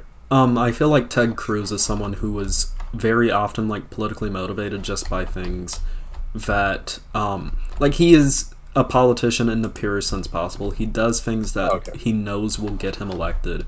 He tries to be as electorally safe as humanly possible. And he is willing to even move on views that may not be as popular in the Republican Party, such as pro-queer views, in order to maintain his station, at least as a senator from Texas, just because of, like, I got you now. Yeah, like, he's a very politically ambitious person. We see this even, like, with him trying to run for president previously. Yeah, sorry about that. I got a little distracted. That's why I'm muted for a bit. But I've seen Ted Cruz in the same breath be the most unelectable, like, uncaring piece of trash ever when he, you know, abandoned us when we were dying. Yeah, the flight to our third world power grid. The flight to Cancun. Yeah, but I've also it's so weird because I feel like he does the things that he does, again, to be electable, but I think he does it more to be liked, if that makes sense. Not necessarily electable, but to be, like, liked by normal people. And I think just everybody in the United States, besides, like, the corporations that donate to him, just see right through it. You agree with me there? Yeah, Ted Cruz, I mean, like I said earlier, he's one of the easiest politicians to read as a politician. But with even though, okay, I'm about to play on Ted's side for a bit. Mm-hmm. I'm terribly sorry I have to do this. Oh Lord. Even though he is an ass kisser, I think that there is nobody that is more perfect at representing Texas than a strong-willed, hard-headed cuck. Fair. Yeah, you need a good Hank Hill. Well, no, Hank Hill isn't a cuck. Hank Hill's a king. Yeah. Hank Hill is like a true libertarian. Indeed, he's actually a king. He's the king of the hill. Mm-hmm. But that joke aside, I do wonder like why you do have that perspective about Texas. Because again, I'm a fucking outsider. I'm a filthy North Carolinian, aka the best state in the South. Which isn't saying a lot. But I do wonder why you do have that perspective, because like looking at Texas politically, it is a very weird state in terms of like where it's moving, in terms of like, you know, its political leanings. Texas is becoming more purple over time, while at the same time you'll have a demonic state government, unfortunately. It's interesting. It got a good bit better. It got a good bit better recently. So I don't know if this is how it is in North Carolina, but here in Texas, the lieutenant governor is very powerful. He is the guy who ultimately has the say. Mm-hmm. And Mr. Wheelchair Man, his name escapes me, but wait, fuck. Yeah, I know who you're talking about, the governor. Yeah, Wheelchair Man. Even though he does have the power, he does have a vast amount of power over the state government. Ken Paxton, our former lieutenant governor, thank God, is ultimately the guy who is he kind of pulls the strings in the Texas government. Yeah. I don't know if that's how it works in other states, but wait, I thought we're kind of uniquely fucked. I thought Paxton was the attorney general. He is the let me see. I'm pretty sure he's lieutenant governor. I do know that he got like impeached recently because fucking he pissed off Dan Patrick. I'm so sorry, Dan Patrick. Dan Patrick. Okay. Okay, Dan Patrick, lieutenant governor of Texas. It's a very uniquely powerful spot for lieutenant governor, where he is ultimately able to pull the strings. My point still stands. It's just kind of different names. It happens. And I don't know. Yeah, I don't know if that's how it is in other states, but that's how it is here. Would you say that it's anything like that over there in North Carolina? In North Carolina, it's not like that at all. Our governor and lieutenant governor are elected in entirely two different races. So currently, right now, that's so weird to me. Yeah. So our governor, we do two different races too, but they're very strongly related. But yeah, for ours, it's like I think they happen during like different election years too. Which is, you know, kind of fucking ensuring that the lieutenant governor is the controller of like the state senate, and it kind of benefits the Republican Party in the state with the lieutenant governor being like controller of the state senate and shit. It's some bullshit, but we have a situation currently in North Carolina where we have a fucking basically blue dog Democrat as our governor in Roy Cooper, and then in our lieutenant governor Mark Robinson we have quite literally fucking Satan spawn as our lieutenant governor. He's really fucking bad, and he now wants to run for governor of our state, and I hope something very not I hope he trips. I hope he trips and falls down a very long flight of stairs. I'll put it like that. Anyways, back to Teddy. I feel like I've sort of watched as I've grown more politically aware. Just for reference, I used to be sort of center right, somewhere in there, kind of like a quote unquote reasonable Republican kind of guy. And as like I saw more and more, I just moved to the left more and more because I realized like, these people are saying the correct things and these other people aren't. But the whole time, no matter where I was, I hated Ted Cruz.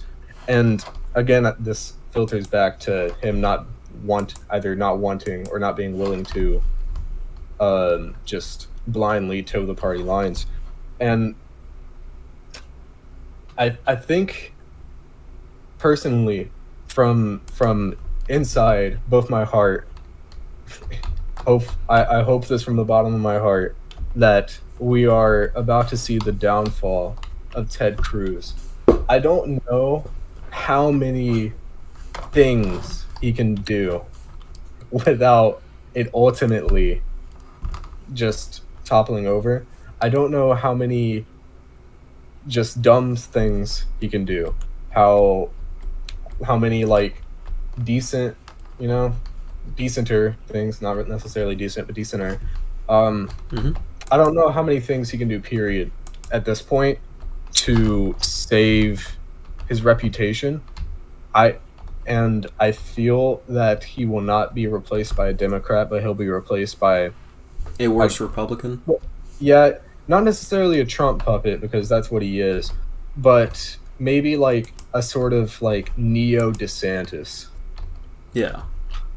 I feel like that's on the verge. We're gonna get we're gonna get a less ambitious but more evil guy to replace him. Which would really suck, because yeah, it's gonna be great for us. Yeah, well, fuck. I mean, he's a nationally represented politician too. So Ted Cruz gets replaced by a demon, then who knows what's gonna happen. Yeah, it's like a demon getting replaced by Satan himself. Yeah, it's gonna be really fun to watch. Yeah, but I feel like this is started right now when we see, because Ted Cruz isn't running. Thank God. Hopefully he keeps. Actually, no, I would like to see Ted Cruz get destroyed by Trump again. Never mind. I hope he reconsiders and goes into the ballot so Trump can call him a cuck again. But that's just my hope. But I feel like we're starting to see this with him not running for president. Mm-hmm.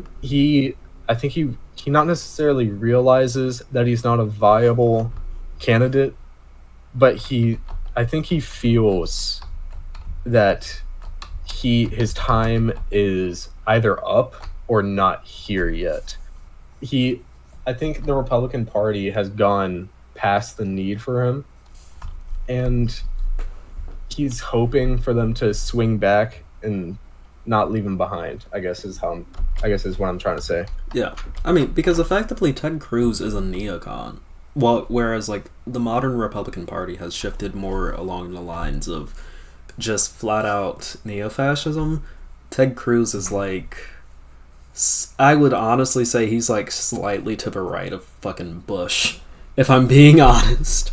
Which, I mean, and yeah, in a position like he's in, it's not like he's in a state where he can get away with doing that. Because Texas, purple state, but fucking, say what you will about Texas, y'all have some strong-ass fucking Republicans. Oh, yeah. Some very scary and strong Republicans. And inherent to that is the fact that, you're in a state with a lot of strong Republicans. Texas, next to Florida, Texas has been on the forefront for a lot of the more rough legislation in terms of queer people, other things of that nature. And with that, it's gonna be a situation where Ted will either have to, adapt to that, join in with that, or he's gonna get left behind. And he's already kind of indicated through what he did here that he believes that the tide is kind of gonna turn towards the more pro-queer side. But then again, we can never really know, because I mean, ultimately Ted Cruz, he's a shitty person, but he's a person, and no matter what his campaign teams suggest that he does, he's gonna have to signal one way or another. And it almost feels like he's putting his chips in pro-queer politics because he thinks that that's gonna help win in like his seat back in 2022 when he's back up for re-election. So it is definitely interesting to watch where he's going to have to go with that, because I do feel like Ted Cruz, just as an individual senator, is going to be a very good gauge of what like the country's going to look like going forward electorally. I think Cruz is going to do what Trump did in 2016, where he creates like a false big tent where he had the gays for Trump, blacks for Trump, Asians for Trump, blank whatever marginalized group for Trump. I think he's going to try to recreate that, like the faux big tent. But the thing is, I don't think Ted Cruz either has the ideological conviction or the balls to just go mask off and just do the fascism that the rest of the rest of Republicans want him to do as a very uniquely powerful senator. I think he, again, lacks the balls, but also I think he both lacks the balls and is principled at the same time, if that makes any sense. Yeah. He doesn't toe party lines again. He doesn't toe party lines, but also he will always, for better or worse, say what he not necessarily genuinely believes, but he will say what he thinks is best for him as a person in his position, and not necessarily as a person who's the next step up, like a president or a cabinet member or whatever. He will always say what is best for him, or what he feels like is best for him in the long game.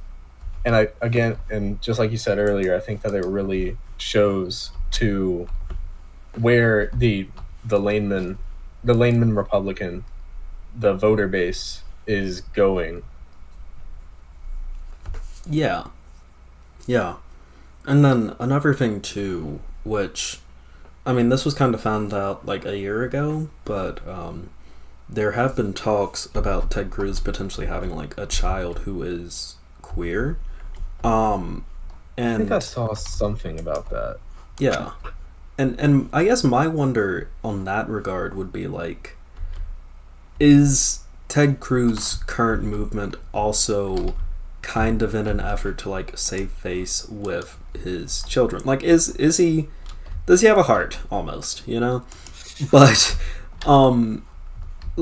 like in kind of like a dark, fucked up way, like, does he realize that the politics that he's pushing could potentially, you know, like with the way that states like Florida are moving in terms of pro-queer politics, especially when it comes to like parents supporting their kids or like having known queer kids and like those kids potentially being taken away from them.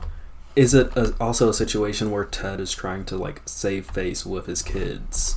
Like, I don't know what's going to happen with that, because it's definitely different with him when it comes to like queer politics compared to other politicians, if that is true and he does have a child that is queer, because that's inevitably gonna like lead to a situation where he has to, I mean, almost like he's put in a position where he's going to have to be pro-queer just so that he can ensure that his child is almost safe and that he can still continue to have a relationship with his kid, even though he did fucking sell him out for all Cancun shit.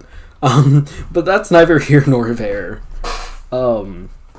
Which is also a very interesting question to bring up. Like, how much is he willing to sacrifice in his personal life just to fuck over other people, almost? Well, I don't think this is... I'm saying this in very bad faith, but I don't think Ted Cruz is smart enough for self-preservation. Fair. I think it is self-preservation. Well, not self, but you know. I think these are two things that have happened at one time, and only one of them was on purpose. I think he's playing the LGBT card, not necessarily as preservation for his kids, or his kid, not kids, or maybe kids, we don't know. I think he's playing it as not as self-preservation for his kid, but as a popularity move. I know it's incredible. It makes me come off as thinking of him as incredibly evil, but I do think of him as incredibly evil, so that I mean, he checks is. out. Fuck him. Yeah, but I don't think he's smart enough for self-preservation. I think these are just two things that have happened at the same time, and it comes off as self-preservation. Because if he was smart enough to do sort of like damage control and have any sort of grip over his image, he would have had the media shut up about Cancun, and he just couldn't do that. Yeah. Which, again, that also kind of comes into the question of, like, is that also because Ted Cruz is, like, a good politician, or is he just, like, kind of incompetent? Which, to me, he's always kind of came off as, like, a bit of a fucking incompetent, which, that's bias. You know, I'll be 100% honest, that's bias. I don't fucking like the guy. But the media has always kind of never been on his side, too. So, I don't know. That one's a complex question, being honest. Yeah, and I feel like even if you were to ask Ted, you still wouldn't get the answer to it. Yeah, probably not. But I think, okay, so Ted Cruz is incredibly stupid, but I do think he is a good politician. Good politician meaning that he is an effective politician, not necessarily that he's doing good things. Fair. I think he's an effective politician and therefore good at his job, because I can respect the hustle of being so incredibly hated by every single person in every single party and still getting elected. He has to be a damn good politician to be able to do that. That is true. That is true. I do wonder how he can still pull that shit the fuck off, because, like, no one likes him.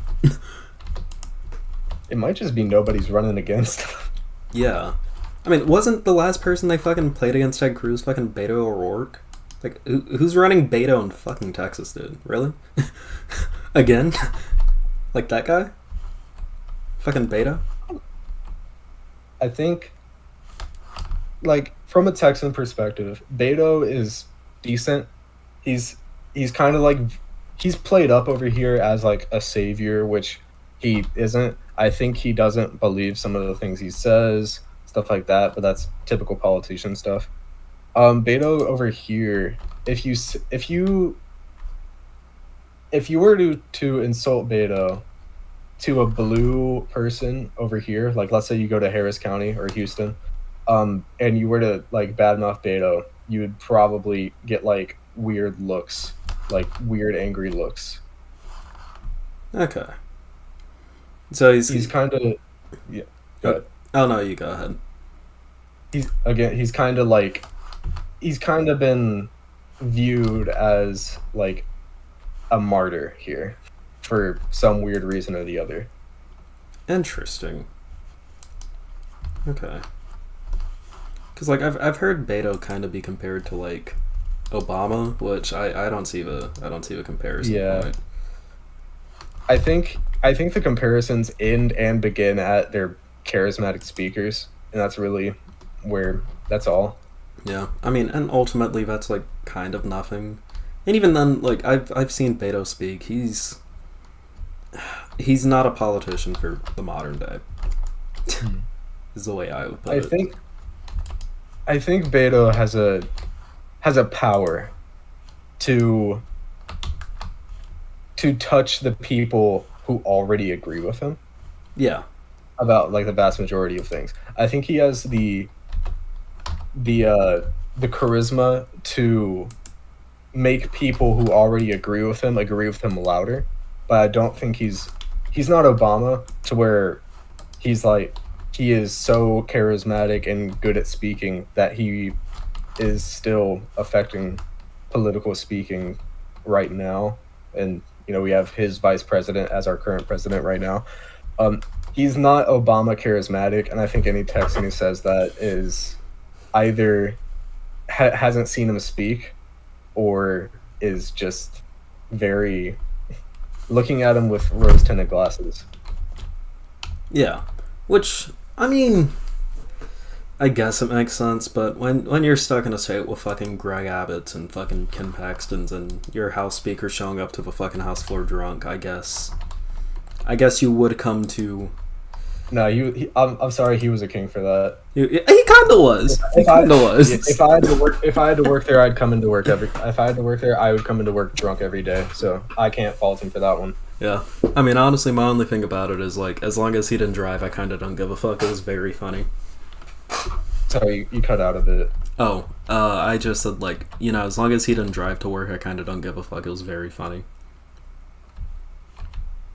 I feel I feel like there's a lot of Texans that would disagree with you on that one. I don't know if you know this, but we're very bad drivers over here. Oh, I've heard. Yeah, especially Houston. I don't know what it's like in Dallas, but if the speed limit says 65 and you're not pushing like 75 in the right lane, you're going too slow. Like our driving schools, they don't even teach us to follow the speed limit. They teach us to go median speed because it's safer. Oh my god. Yeah, it's great over here.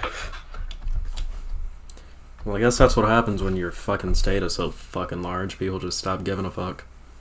Like, I've heard fucking between... I forget which cities it was. I think it was like Dallas and Austin. It's like a fucking 4-hour drive, and it's like, really? Yeah, I can fact check that real quick. Please do. I'm currently Dallas. playing Portal. Dallas to Austin drive. So it is a 3-hour drive. God damn. Let me see.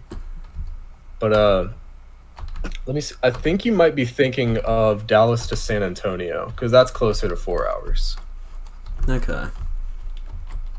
But you know, any city within the triangle takes about 3.5 or so hours to get to the other one. Which is wild. Like in my state, it's fucking... It's not that bad. For those of you who don't know in the chat, or maybe you, I'm sorry, I didn't mean to say that in a patronizing way.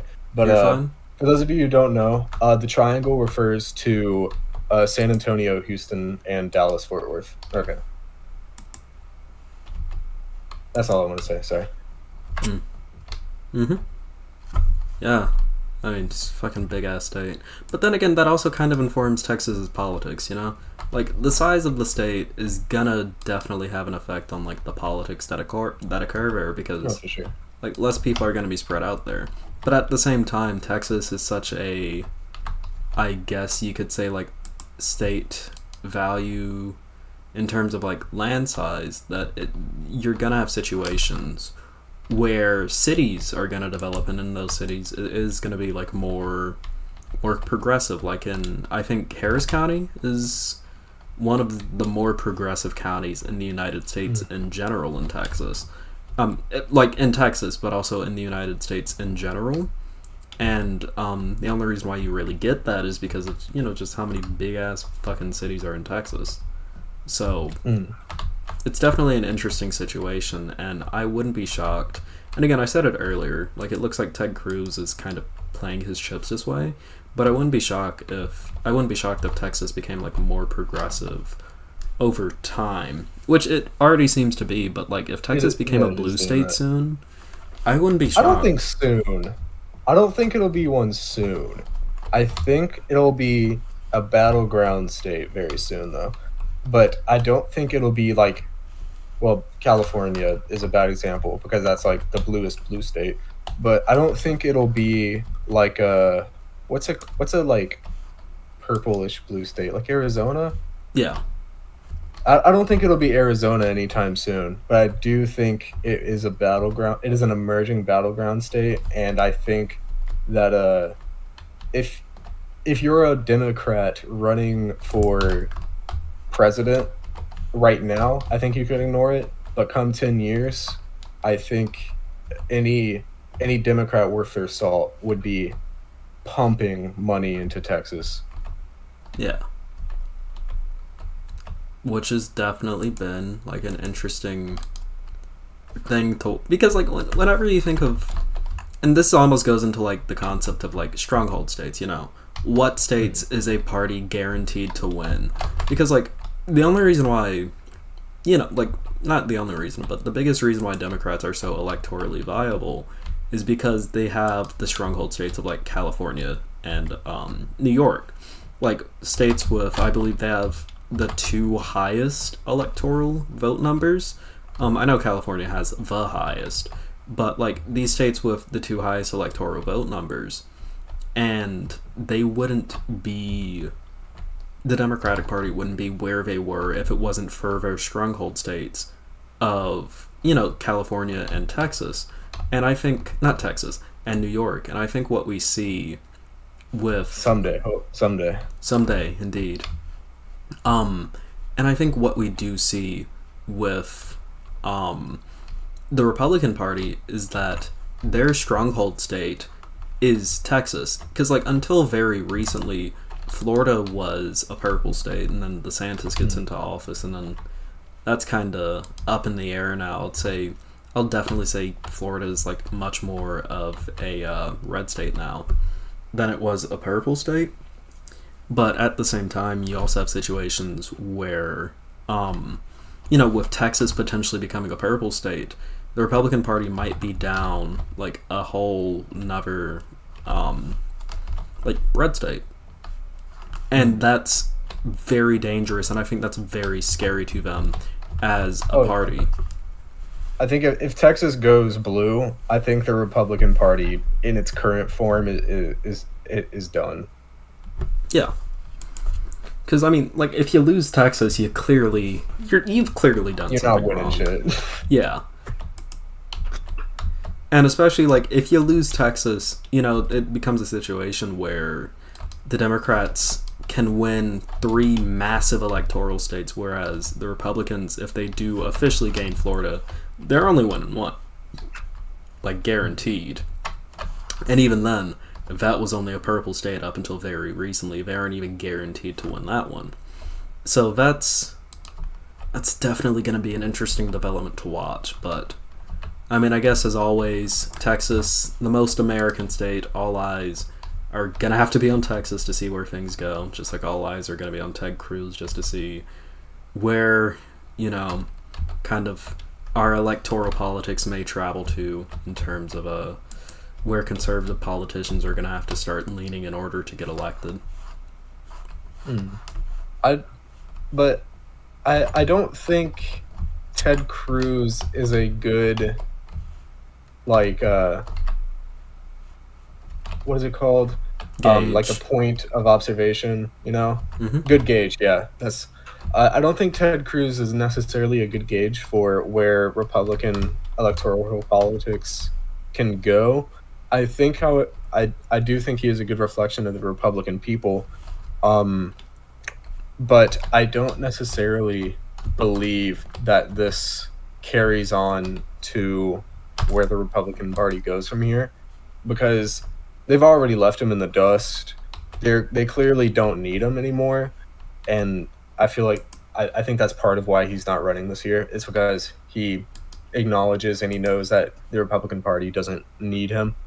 And I think he's either gonna be like the polar opposite of Bernie, to where he runs as independent, but whenever he does a bigger election, runs as a Republican for a base of power.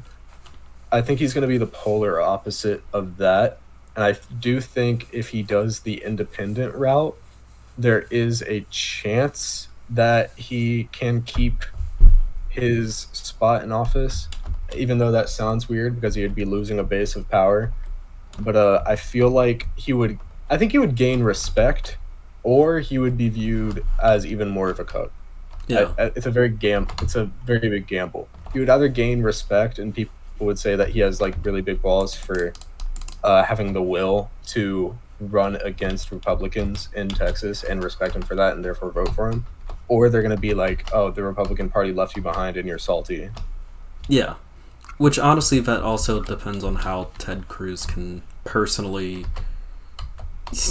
I guess, shift it. But then again, considering Cruz as a person, I don't know if he is strong enough to pull off the fucking, like, Ted Cruz is not fucking, you'd have to be some form of, like, stoic to be able to successfully pull that off, and Ted Cruz just is not that. It's Ted fucking Cruz.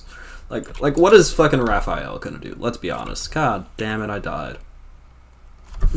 Like, I think, like, I don't know how it is in other places, but we have a way of gauging politicians here.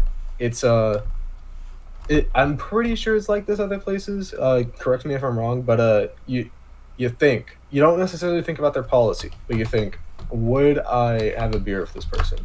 Fair. And Ted Cruz is a hard no. But like, you give me George W. Bush, hell yeah, I'm having a beer with George W. Bush. Well, yeah, He's funny as fuck.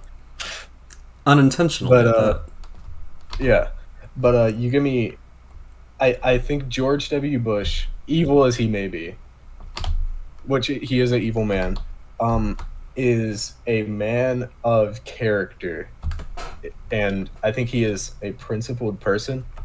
He is principally evil. And I think Ted Cruz, however, is this gauge is great because they're both from Texas. But Ted Cruz, actually, however, sorry to burst your bubble. George Bush is actually from no, fucking Massachusetts. wait, am I thinking of H.W. Bush? Both Bushes are from Massachusetts. No. Yep, they're both fucking Northerners. Oh my God. Oh. Fuck. Yep, H.W. Bush is from Milton, Massachusetts, and W. Bush is from, let's see, New Haven, Connecticut. Those pitches at the Astros games meant nothing to them? Oh yeah, no, it was actually their electoral strategy to be more like viable in the fucking South. They acted like they were Southerners. Wow. Yep. Wow. Okay. Well, my point still stands that George W. Bush, liar and evil as he may be, is a man of character and would be a fun guy, politically aside, to have a beer with. Ted Cruz, however, I just don't get that vibe. I think if you got Ted Cruz drunk, he would either cry in a corner because he has like an epiphany over how much of a cuck he is, or he would just kind of, I don't want to say expose himself because that sounds kind of sexual, but he would reveal some secrets he isn't supposed to reveal. Yeah. It's gonna like reveal that the Texas Republican Party has fucking cocaine orgies, just like Madison Cawthorn did. I wouldn't be surprised by that. Yeah, no. I mean, well, Madison Cawthorn, let me tell you the plight. This is the man from the North Carolina's 11th Congressional District, Madison Cawthorn. Very young Republican politician. God fucking damn it, I died. Very young Republican politician. I think he was about 25 years old. Like, very young. Like, one of the youngest members of Congress. And he revealed that... Well, he said that the Republican Party was actually really fucking immoral and that he was invited to, like, gay cocaine-fueled fucking orgies. And due to that, he was the politician who had, like, those pictures that came out of him, like, cross-dressing and shit. And Madison Cawthorn reveals sky is blue. Yeah. Basically, he got fucking primaried, and he's, like, no longer in a government anymore, because he fucking revealed that the Republican Party was having, like, a gay cocaine-filled fucking orgies, which, I mean, honestly, I think people should be allowed to have gay cocaine-fueled orgies. They should just... if they were open about it. Yeah. Like, just be honest about it. That sounds sick as fuck. I would vote for a politician who went to a fucking gay cocaine-fueled orgy. That sounds sick as fuck. You know? It's just like, honesty. Honesty's the best policy. I don't get the Republican, like, what's it called? Apprehension. Will. No, not necessarily apprehension, but the Republican will to take a bunch of like cool people and just like be like, oh yeah, this is who you're voting for. Like Joe Biden's son, fucking, he was cool as shit. He like did coke off of strippers' asses, and he had a huge dick. Yeah. No, he was cool. Like that makes me want to vote for Biden more because if he produced that, he must be a pretty good guy. Yeah. It's like it's the philosophy of dudes rock. Like the ever glorious Lines Led by Donkeys podcast says.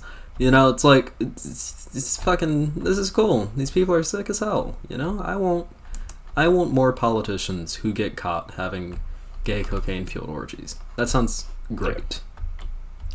Yeah, if Ted Cruz had a gay cocaine orgy, or let me step it up, a gay heroin orgy, because everything's bigger in Texas. Of course. I feel like I would be shocked at first, but whenever it came time to put in my ballot, I would consider it. Yeah. I mean, honestly, who knows what Ted Cruz was flying to Cancun for? What if he was actually flying to Cancun to get the materials needed for the next orgy? Who knows? Making direct backroom dealings with the cartel or some shit. I mean, I believe it. Yeah. Maybe Ted Cruz is cooler than we think. Yeah, maybe it is just a facade to prevent the GOP and the Democrats from exposing him for being sick as fuck. I never thought of it that way. Maybe. Bryce Hopefully. F in chat says, "Think bigger, massive gangbang fentanyl orgy." Ooh. That sounds fun. The only question is, who's getting gangbanged? Who's down for the citizens of Texas? the citizens of Texas? Oh shit, yeah. By your fucking electric grid, dude. I'm so sorry to hear about that. By the way, It'll happen again. It's alright. unfortunately, yeah. We don't fix shit here. We just let it rot. Yeah. I guess to like kind of give some insight from me, my grandfather, A, he used to live in Texas when he was in the military, and B, he's also works for like a pretty major power company, and he's like fairly high up, and he's like, he helps with electric grid shit. And when the initial like ERCOT thing happened like a couple of years ago, he fucking ranted about how fucking stupid the system is, and I've legitimately never seen him like more pissed off over something. It was insane. Yeah. Because the entire like independent, because most of your, not most, but like a decent chunk of like the western part of the state is not even connected to the grid. Yeah. And like the independent grid, it isn't cold resistant, which like Texas, I guess it makes sense why, but then it also isn't fucking heat resistant. So like, well, the thing is, Texas, I think we're discounted for how climatically diverse we are.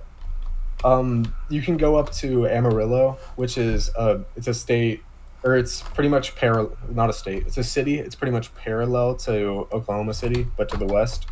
And you can go up there and it'll be snowing. It'll be like perpetually sub 30s. But I said earlier I live in Houston. Actually, plot twist, I live in Galveston. I'm sorry I lied. But you go down to Galveston, it'll never touch below 50 unless it's like an extreme weather event. And it is so incredibly stupid to not have a power grid that is resistant to the climates of Texas. yeah. Which, I don't know. Power grids are weird.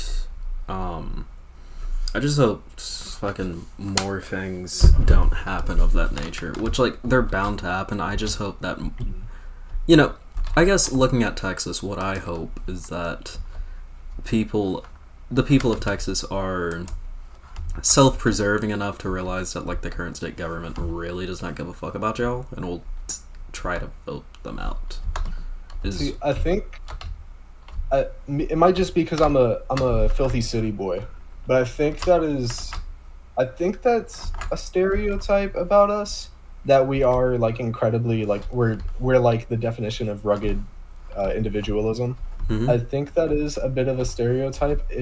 I don't know about West Texas, but Southeast Texas, that it couldn't be further from the truth. We are very much reliant on the things that we are given by the city. And I live in a swamp. Donkey. So I cross. I'm I sorry. cross 4,000, not 4,000, but I cross a lot of bridges every single day to get to work. Yeah. And if a single one of those bridges goes down, I am getting fired. Oh. At least in Southeast Texas, and for like the 3 people that live in East Texas, we are very reliant on things that are given to us by the city. Yeah. But I can't speak on West Texas because they are insane for living out in the desert. Yeah, but I mean, I guess people are gonna do what they are gonna do. What do you do as a job, by the way, if I'm asked? Do you sell propane and propane accessories? One day I hope to, but I'm a student. I'm a college student, so I just work part time. I work at a dog groomer, and no, I don't groom the dogs, sadly. But I just work up front at a dog grooming shop. All right. So you're turning the freaking dogs gay. I can respect it. Oh yeah. Ah, shit, Well, I'm shit. not. Fuck. Sorry, I'm playing Portal right now. I just got No, like you're good. blasted. Jesus. I'm not. Our groomers definitely are. I don't think there's a single one of our groomers that we have that isn't some shade of LGBT. Which isn't shocking. Yeah, at the end of the day, it's hairdressing, so it's Yeah. gonna be a pretty gay market. Let me see. Is there anything else you'd like to talk about? Or I mean, honestly, not particularly. I think this was a very good conversation. I do wonder if you had any final memes that you would like to share with the chat, though. okay.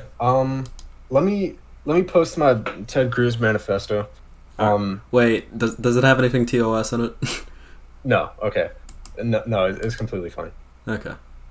Ted Cruz is an effective politician. However, he is entirely, and when I say entirely, I mean 100%, so hard-headed, so self-absorbed, and so ignorant to the struggles of the people that he represents or claims to represent, that he repeatedly goes against us, does the exact opposite of what we tell him to do, and we still fucking vote him in. If anybody in chat is from Texas, I urge you, vote. I know I sound like a liberal right now, but when it comes time to, I know you're voting blue in Texas, which is like throwing a vote away. It's like littering on the street, but you still gotta do it. You still gotta do it. If they're the only way to vote him out, the only way to vote the imposter out is to vote. Okay, I think that's it from me today. All right. Well, hopefully All that right, imposter Ted Cruz stops being sus. Amen. All right. Thank you for having me on. Chat, you're all beautiful. All right. I'm a go now. Thank you. All right. Sounds good. You have a good night. Bye. You too. Bye.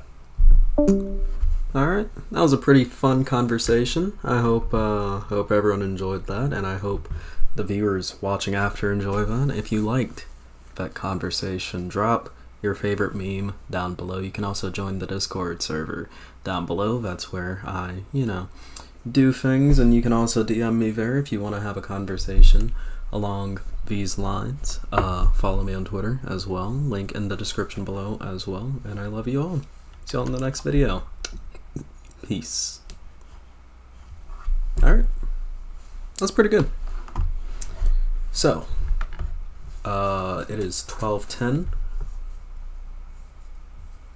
That would be 3 segments I got out today. If there's really nothing in the Q&A portion, I might just go ahead and end. Okay. Yeah, I'll save... Well, shit. I have 40 concurrents. Do y'all want me to keep going?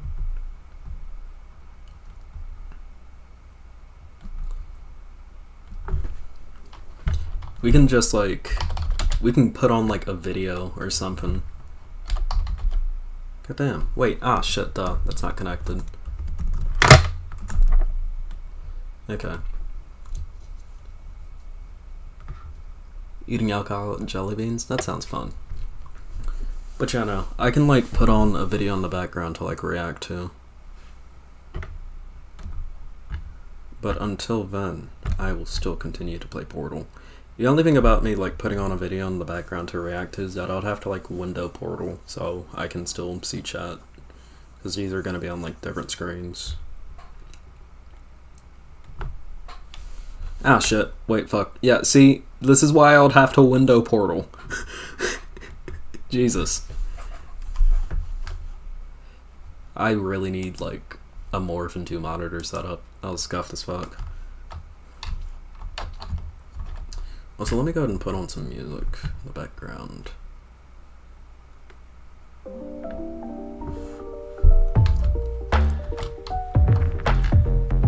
Also, cut this down so that y'all can actually, like, hear me. But yeah, chat, how are we feeling? We have 40 concurrents and 6 votes, really? Go vote, people. What's wrong with you? Vote. Vote. Vote out Ted Cruz, people. You have to vote. Okay. How do I do this level? So I'm gonna need to get this out through there.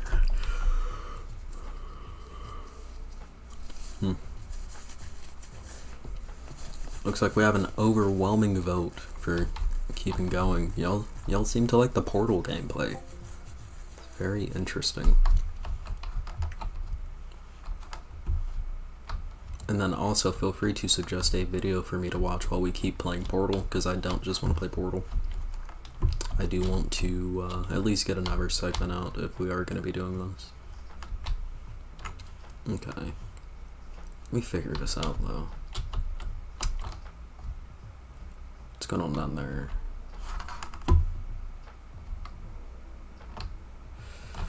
That would probably require me... If I am to get in there, I'd have to... Okay, no. So that means I just need to get this in here. And the moment that comes out, then yeah, okay. But then that's a double portal shift. Okay. Boom, boom, boom. I want you in my room. Let's spend this night together. Boom, boom, boom, boom. I wanna go with you. Fuck. I'm about to smoke marijuana. Okay. That's good. Y'all suggest which dumbfuck we should cover. Takor, thanks for me. If you ever want to talk Texas again, let me know. I'll be sure to answer. Thank you for coming on, our kind friend. That was a very fun discussion. I'm glad that we got to have it. Hold up, let me see. Well, we're down to 34 concurrents now. But if y'all want me to keep going, we can. Just let me find something to cover right quick.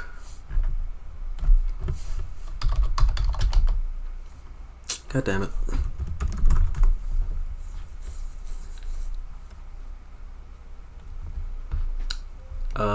Shit. Has Prager Urine put out anything new? Ah, shit.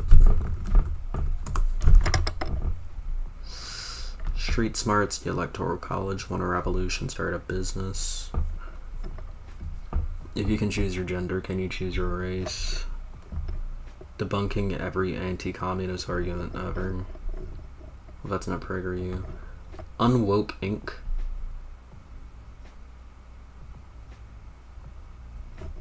Okay. That one looks good.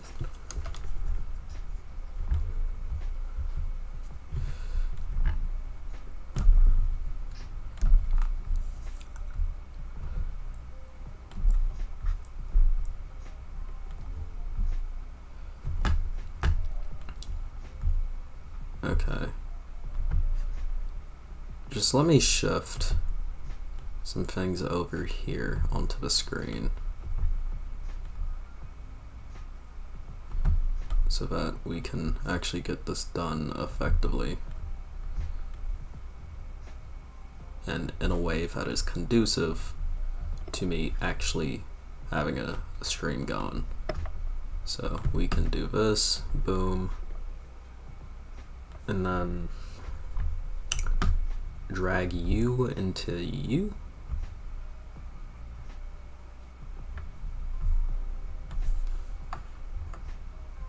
Sorry for the boringness and the lack of movement here. God damn it, god damn it. Now shut up. You shut up! You shut up! Shut up! God damn it! Be quiet!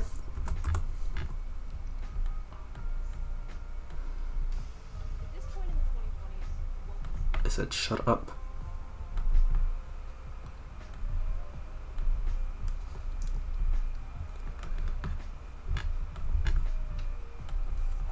Okay.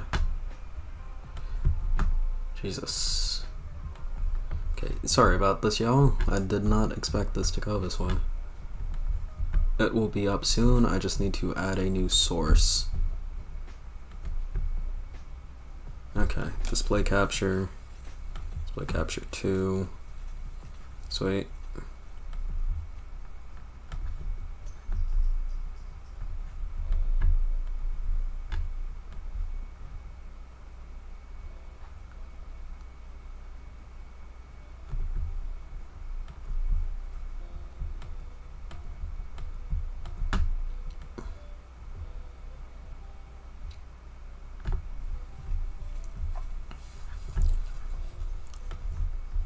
Okay.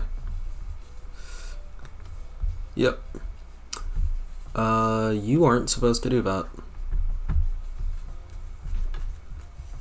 Hold up. Transform. Flip horizontal. There we go. Okay, let's see where viewership is at now. Probably suffered quite a bit from that. No, 36. Not bad. Alright.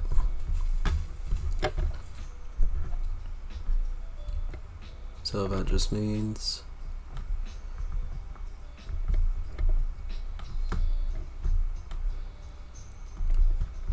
damn it, stop it.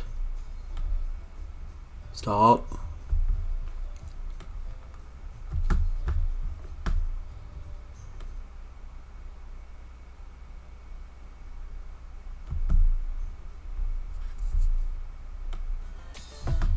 Okay. So we are here playing. Okay. We're here playing Portal in PragerU's stupid ass video. So, okay, everyone, we're here playing Portal, and we're going to react to PragerU's brand new Unwoke Inc. video. So, let's get right into it. Everywhere. And I kept wondering, how did this happen? So. At this point in the 2020s, woke is everywhere. And I kept wondering... Okay, first question I have to ask, what is woke? Flat out. I've been wondering this for months. I've been wondering this for years, people. These conservatives, they go around and they say woke. They say everything's woke. Woke, woke, woke, woke, woke. What is woke? Genuinely, tell me, what is woke? I want to know. Everyone wants to know. What is woke? Tell us, what is woke? What is woke is? God dang it, I died. Okay? Just tell us what's woke, please. Like, define woke. You know, just like Matt Walsh has his whole what is a woman thing, what is woke? Please tell us. How did this happen? Where did wokeism come from? Is it here to stay? And if it is, are there alternatives to wokeism? Thus began what would become a journey across the United States to try to find some answers. We're talking with people like Vivek Ramaswamy, Michael Ferris, Jeremy Boring, Jonathan Isaac, and Amanda Ensing. Okay, These so are who the are people these who are people? doing something about it, and we have proof that. Wait, who are these people? Thus began what would become a journey across the United States to try to find some answers. We're talking with people like Vivek Ramaswamy, Michael Ferris, Jeremy Boring, Jonathan Isaac, and Amanda Ensing. Ramaswamy, Michael Ferris, Jeremy Boring, Jonathan Daily Isaac, Wire, and really? Amanda Ensing. Okay. These are the people who are doing something. So it looks like this is a star-studded cast of people who are going to support, who are going to support this effort by PragerU to find out what woke is. But you know what? At least they're actually trying to figure it out. You know, say what you will about that. God dang it, just go in. Say what you will about that. At least they're actually trying to figure it out. Something about it, and we have proof that you can push back by providing alternatives. Americans are desperate for new brands and new companies. I think it might be one of the biggest economic opportunities of the next decade. You got to get out and you got to try. Standing up for what you believe in is only going to become more and more necessary. If you're doing what a company should fundamentally do, then I think that there's enormous opportunity to succeed. Perhaps we'll find a way to end wokeism once and for all. What is woke?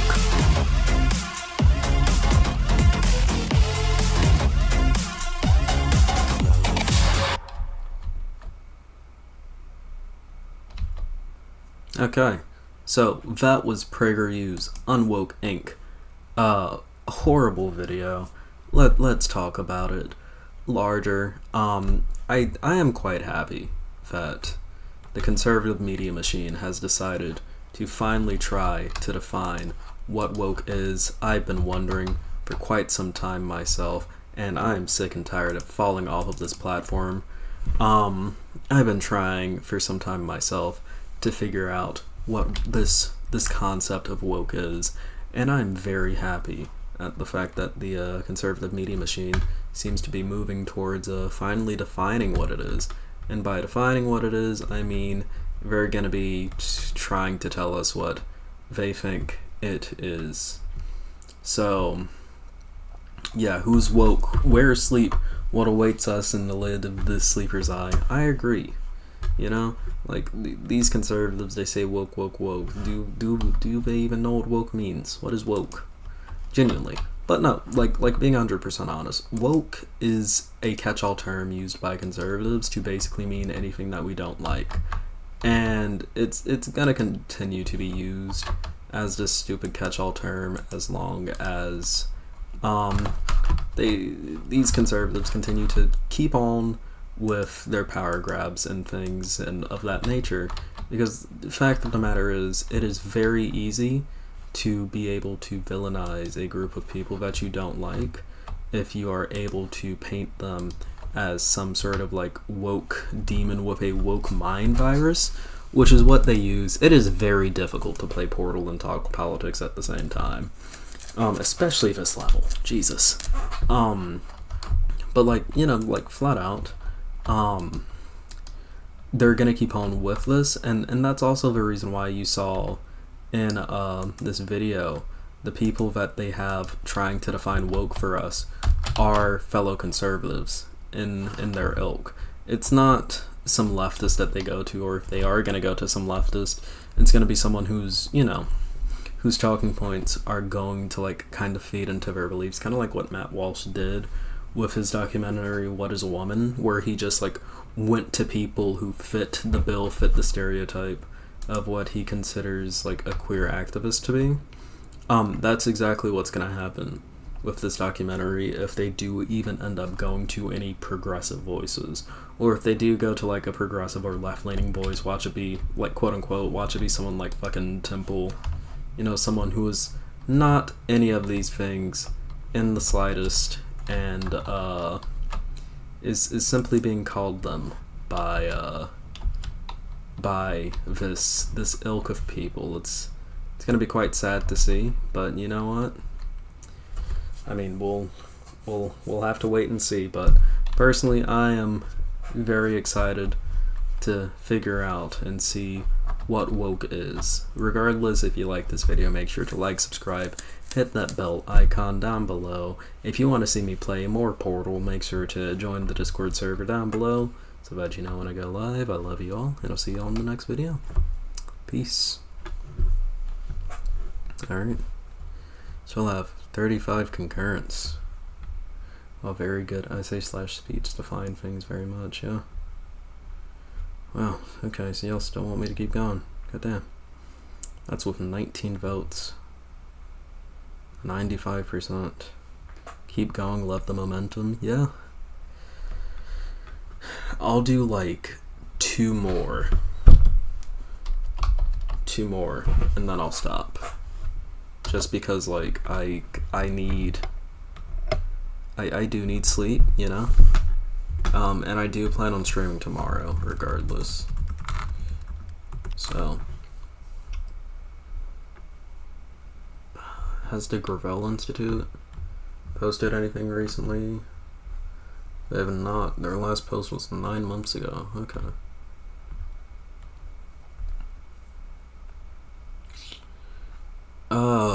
Y'all suggest things for me to watch. Like keep in mind, if y'all want me to react to something, y'all can just tell me to react to it.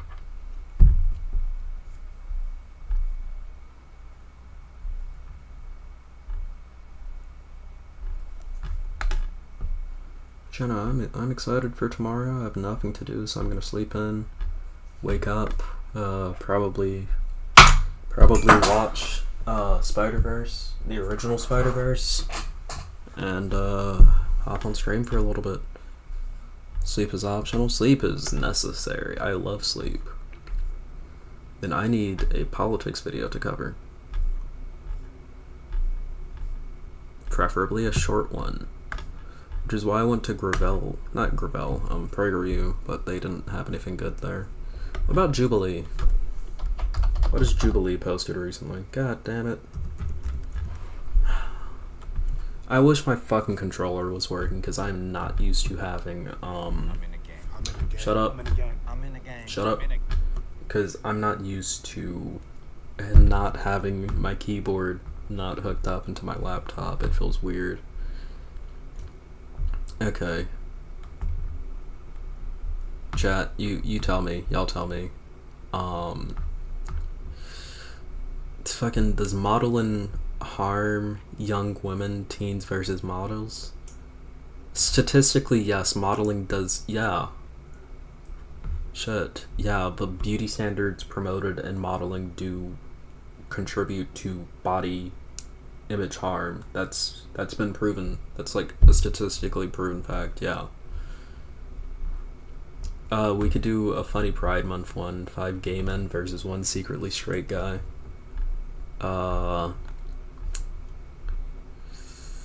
Shit, is there politics? I just saw should minors transition. I don't think I want to watch that one because I don't want to kill myself. Both sides. What's this?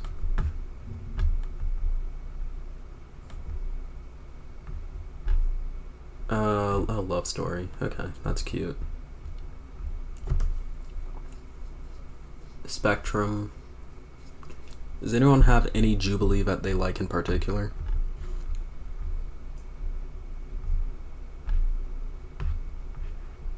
Okay, Jubilee. Wait, hold on. Politics.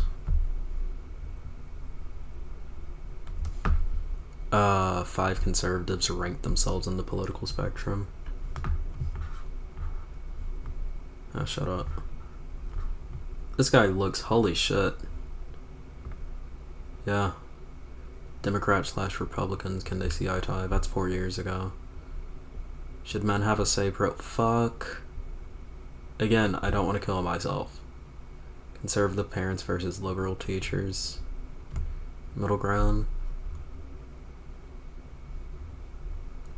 Liberal teens versus conservative parents. That one looks like it's gonna be good. There's a both sides on immigration, and that is especially cringe. Let me see if I can find it. Okay. I think I might do the liberal teens versus conservative parents. Or, yeah, I feel like this one might be the best one for me to react to. Indoctrination. Okay.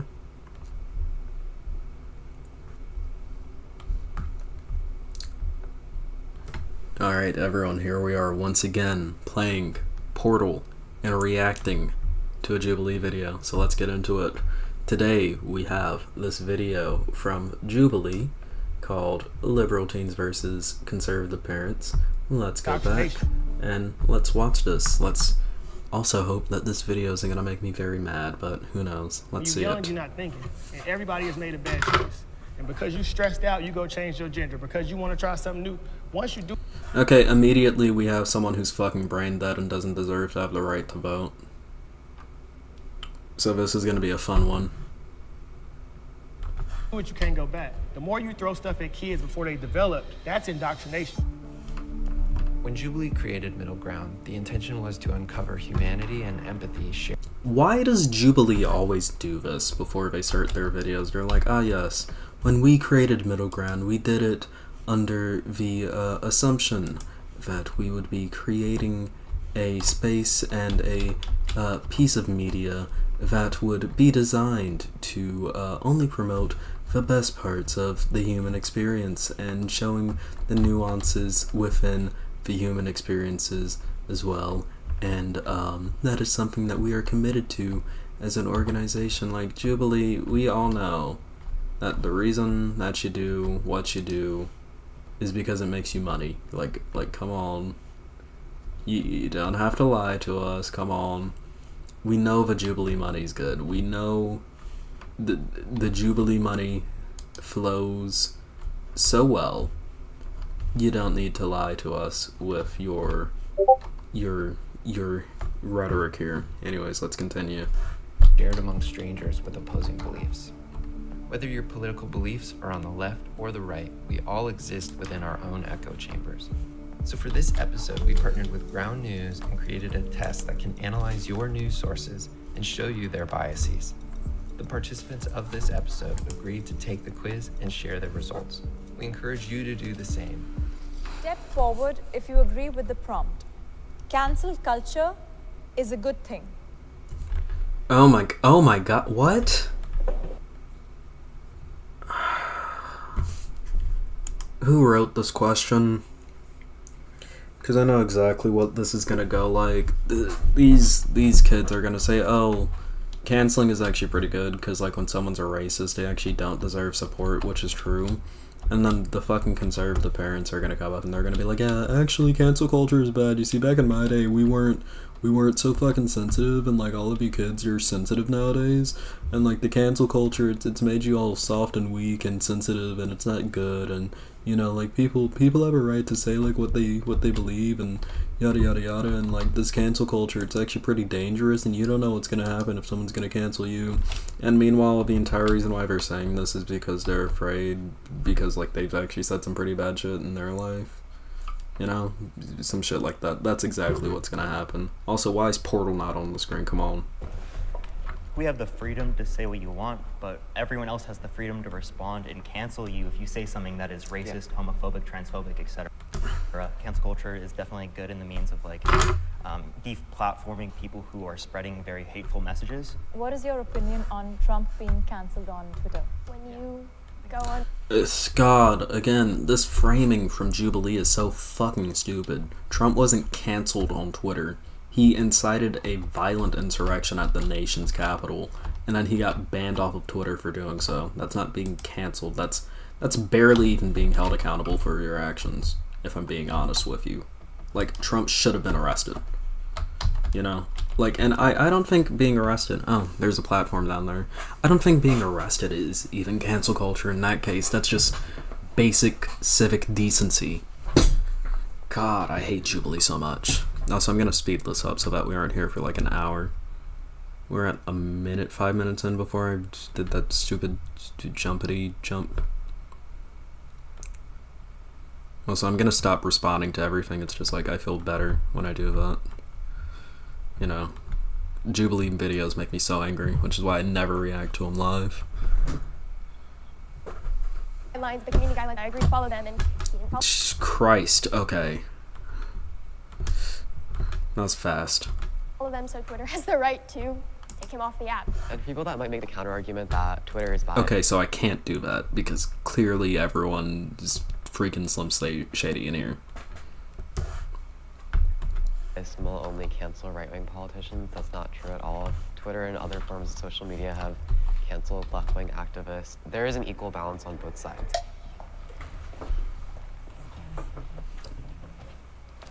You brought up canceling him off Twitter. I'm sorry, I disagree. When the This guy looks like a thumb, but he looks like a hairy thumb, but he looks like a thumb nonetheless.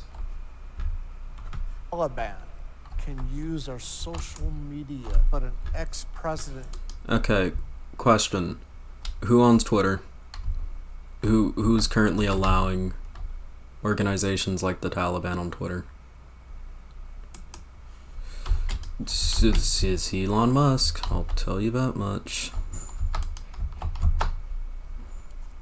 So I don't know what they're going by this, but they're certainly going somewhere. Can't.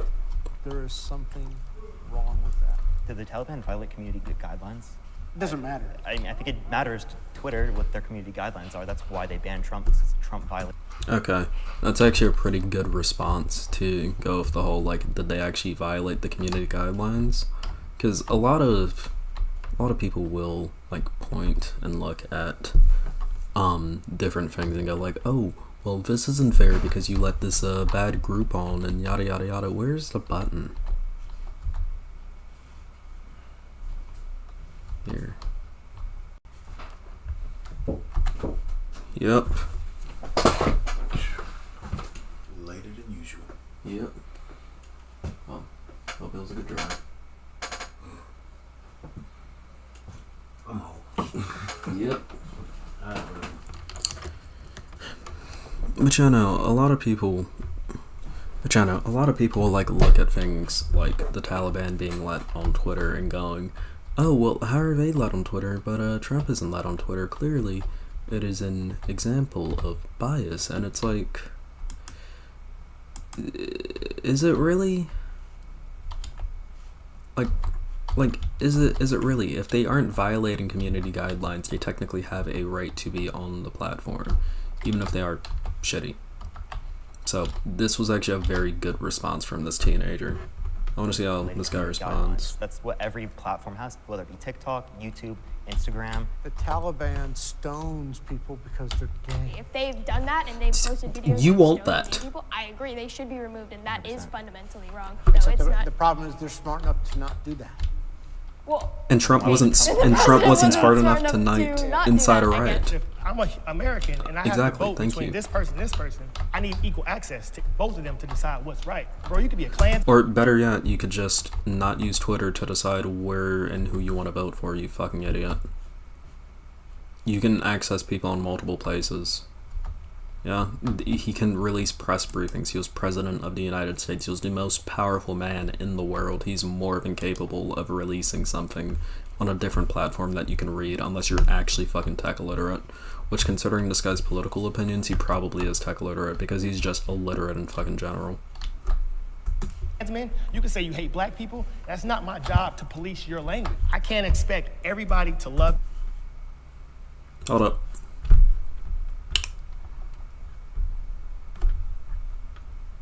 One second. Just let me...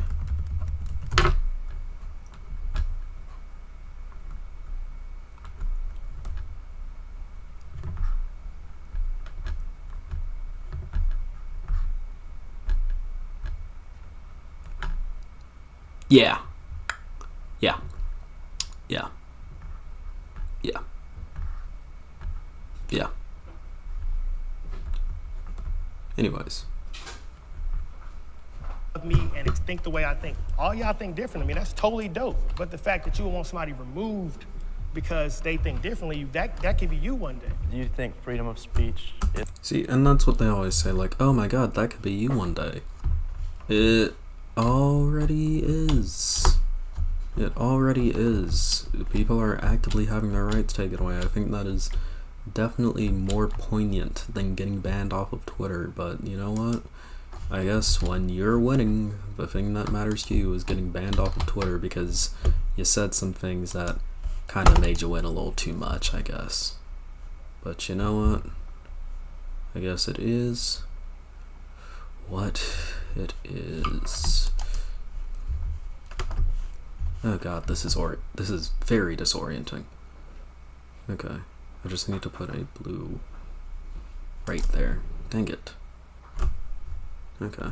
Is something that still exists in America? We do have aspects of freedom of speech. Like, you can't go into a movie theater and yell fire. So obviously there are limits of freedom of speech. But they're picking and choosing who they're silencing and who they're letting talk. If people react negatively Because to it's it, a private platform and they have the right to do that. Again, like, listen, the thing that makes me angriest, it's people who always cite the First Amendment whenever they're censored for saying some stupid stuff, or saying some genuinely harmful stuff, and B, it's people who adhere to the Constitution. I'll say this as someone who has read the Constitution multiple times, who owns a copy of the Constitution. The Constitution is one of the most broken documents ever created. Okay, the Constitution was explicitly designed to be changed over time. The last time it was changed was the 90s, and that was just due to Congress agreeing to, like, pass some pay stuff. The Constitution is a horrible piece of, when it comes to, guiding government. But I'll tell you one thing that the Constitution does say that, actually isn't all that bad. What the Constitution does do is ensure where is the receptacle in this level. Also, I'm like really close to beating the game, god dang. One thing the Constitution does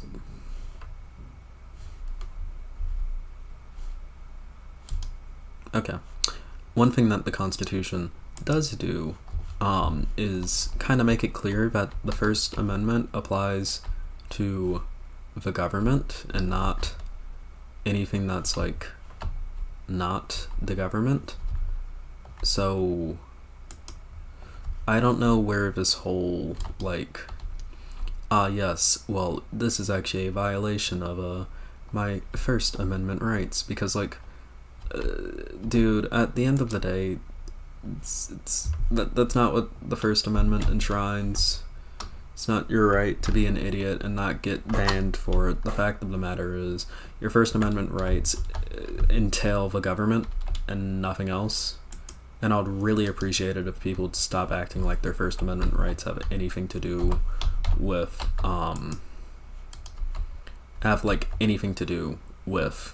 like, not being banned on a platform. That isn't something that you're protected about. Follow the platform's TOS and you won't get banned. That's simple. Like, simple as. It is legit simple as.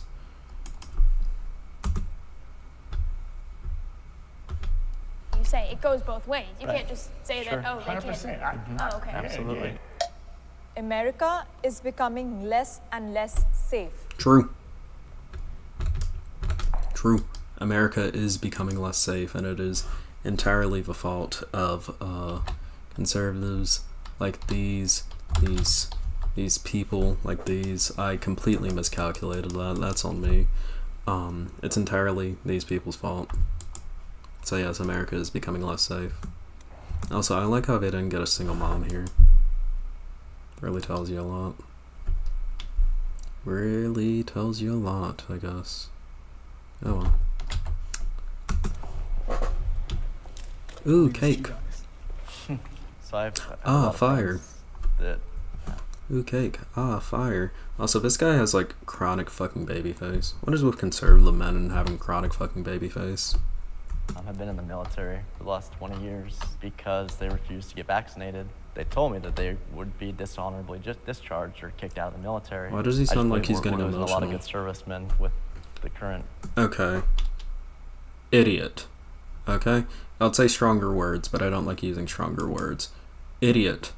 The reason why you have to be vaccinated when you're in the military is because you're going to various foreign countries. If you are active service in that nature, you're going to various foreign countries, and these foreign countries have, guess what? Diseases that are not present in the fucking US. So unless like you want to catch malaria, yeah, you're gonna be fucking dishonorably discharged because the military doesn't want to deal with your fucking medical bill from you getting malaria because you didn't want to get fucking vaccinated against it, you fucking idiot. Yeah, they are going to discharge you. You deserve to be fucking discharged. Idiot. If you have a listen, if you're willing to lay down your life for the fucking military, then you should be willing to get like a little pricky in your fucking arm just so that you don't die from a fucking preventable disease, an easily preventable disease at that. If you can't even do that, then you don't deserve to be a fucking service member. Jesus. Situation. Also, fucking forehead. Jesus Christ. Just shave it all off at that point, dude. Just shave it all off. There's no we're in right now. A lot of police officers are down. Crime is up all over. When police aren't there, we're murdering each other at a really high rate. Police are in those neighborhoods because the homicide rate is high. And what caused the homicide rate to rise up so high? Was it policies such as the war on drugs that were started in part by the Republican Party and Republican politicians that only... Okay. The war on drugs is bad, obviously, but a lot of people don't seem to realize the fact that gangs are criminal organizations that traffic drugs, and we wouldn't have such a fucking gang problem if, like, we treated drug addicts instead of throwing them in prison. Guess who wants to throw drug addicts in fucking prison?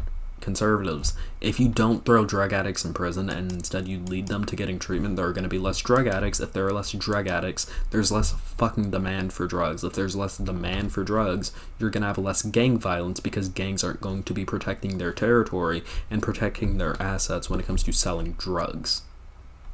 Duh. I thought it was conservatives who knew about fucking supply and demand economics, but clearly they fucking have no idea. Like, this is basic logic.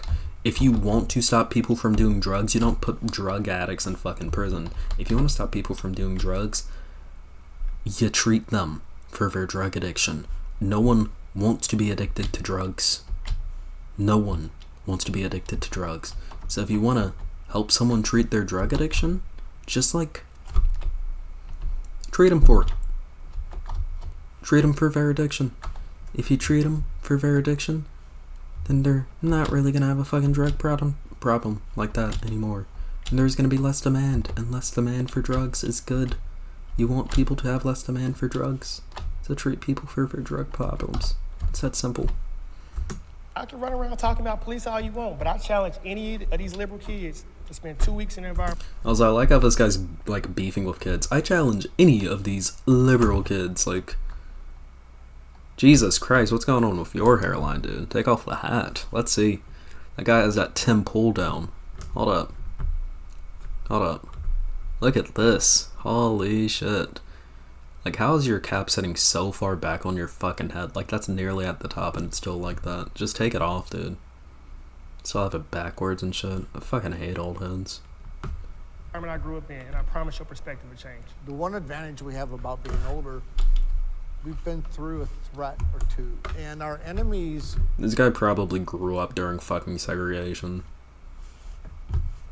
Let's not trust him. Let's not trust him off of that fact alone. I don't think his conservative opinions can be very agreeable. You know, one of his opinions is probably that black people are too uppity. He's looking at, like, the black guy with the fucking green cap on, and he's like, well, you know, one of my opinions, I feel like your kind of people could quiet down a little bit more of, like, the BLM stuff, and the black guys in there just like, oh, yes, validate me so much. I want to be validated by a white conservative. I want to be validated. Validate me. Just like Candace Owens did. You know, like China, the Communist Party in China, they're laughing at us. China. Oh God, he did the whole China's laughing at us thing. America still maintains itself as the most powerful nation in the world. I guarantee you China's not fucking laughing at us. They actually consider the United States of America a pretty big fucking threat. You know, Russia's like, we don't need to do much. They're going to screw it up on their own. Russia can't even invade Ukraine properly. I guarantee you, they do not. Why am I even saying they? Russia's a country. I guarantee you, Russia does not. The fucking political structure of Russia is not in a method where they think the U.S. is gonna fucking like blink anytime soon. Their country shit. It's not happening. Come on, use your brain. Use your brain that I know you had. Keyword being had.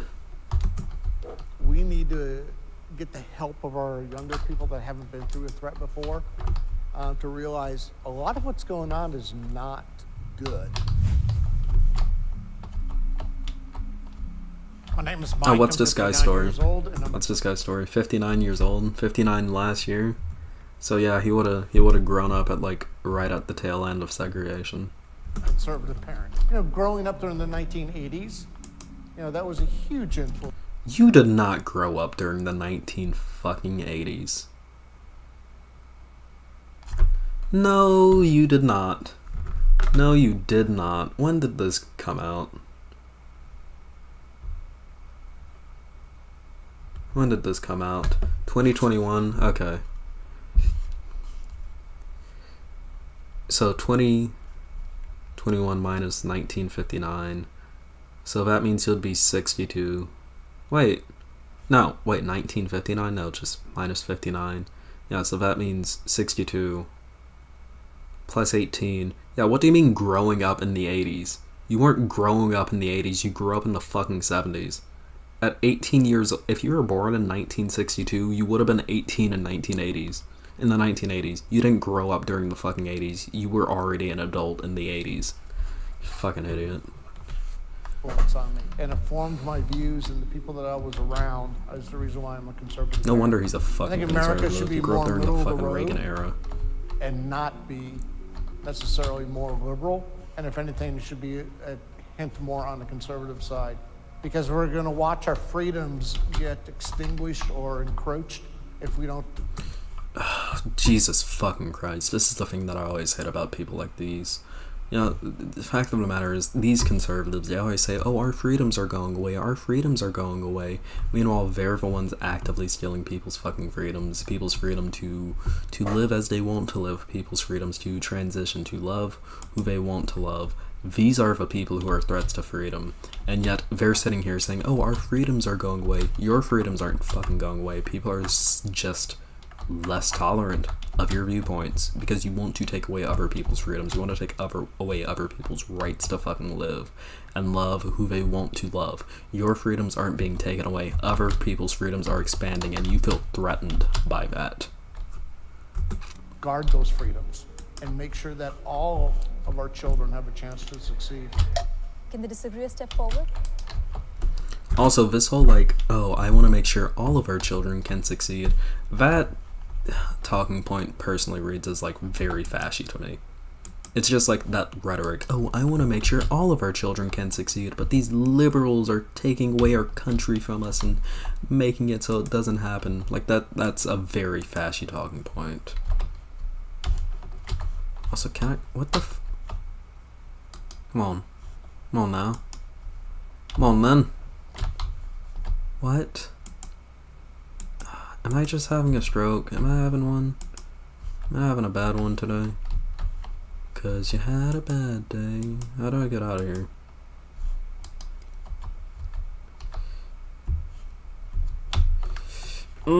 There we go. Shit. I actually wished I came up here for the agreeing section because I think I interpreted the definition of safety the same way that you guys did, but after hearing your guys' conversation, I started thinking about how our American people aren't safe in the face of like imminent like climate disasters that are coming our way, and how we don't have the infrastructure to deal with that. I actually very much agree with that, because I think we need to define like kind of like what we mean by like we're less safe now. Do we mean like there's more homicides after COVID, or like what do we mean? I would say before we got rid of half our military, half our police force, you know. We did not get rid of half of our military and half of our police force, you dishonest piece of shit. Oh, God, I fucking hate conservatives. Jesus fucking Christ. Yeah, and before someone in the comments says, oh, he's just using hyperbole, Hyperbole has a place when it comes to comedy. Hyperbole has a place when it comes... But, yeah, hyperbole has a place when it comes to comedy. Hyperbole barely has a place when it comes to actually talking about metrics and statistics, yeah? Because, like, keep in mind, back at the time that this was made, it was a genuine discussion of, like, cutting down police presences. And him stating half of the police force wasn't him doing, like, a little hyperbolous little thing. It was like as a comedy thing. It was him saying it as like a metric to be genuinely reviewed and looked at in that manner. And he's making it seem more disingenuous, yeah? And that's the thing that you see like a lot of conservatives doing. What a lot of these conservatives will do is they will say something. Also, I entirely forgot I was live. I've just been ranting so hard. But like what a lot of these conservatives will end up doing is that they will entirely like just come up with random metrics off the top of their head, or they'll entirely deal in hyperbole, because if they did the actual statistics, they would get proven wrong. There's a reason why he said, oh, half of our police and half of our military is gone, because if he had the actual statistics on that, he wouldn't be able to back up the viewpoint that he has. It's dishonesty for a reason.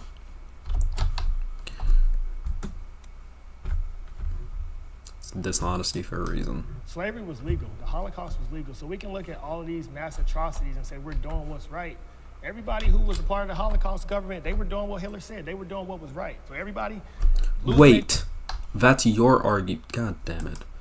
That's your argument. The whole just following orders argument was the... Hold up, let's go back.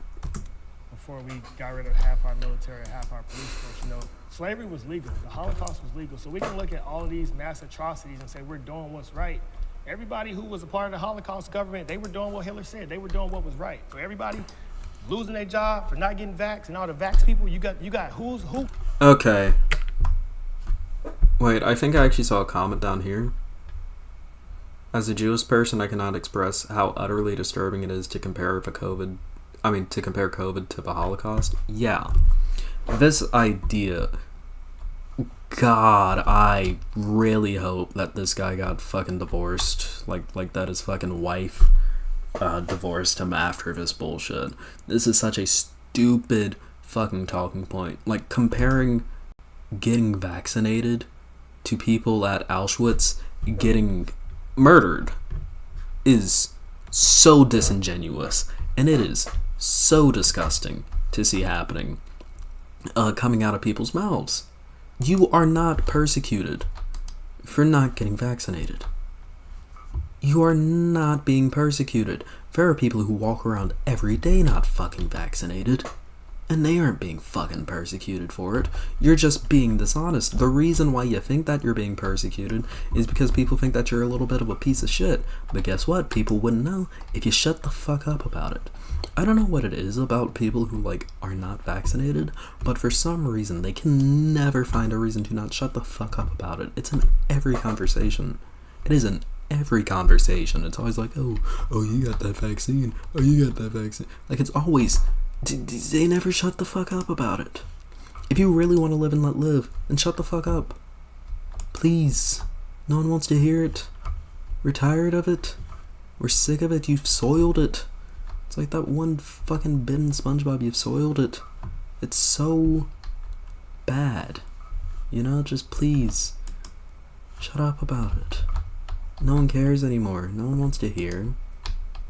No one wants to hear. Please.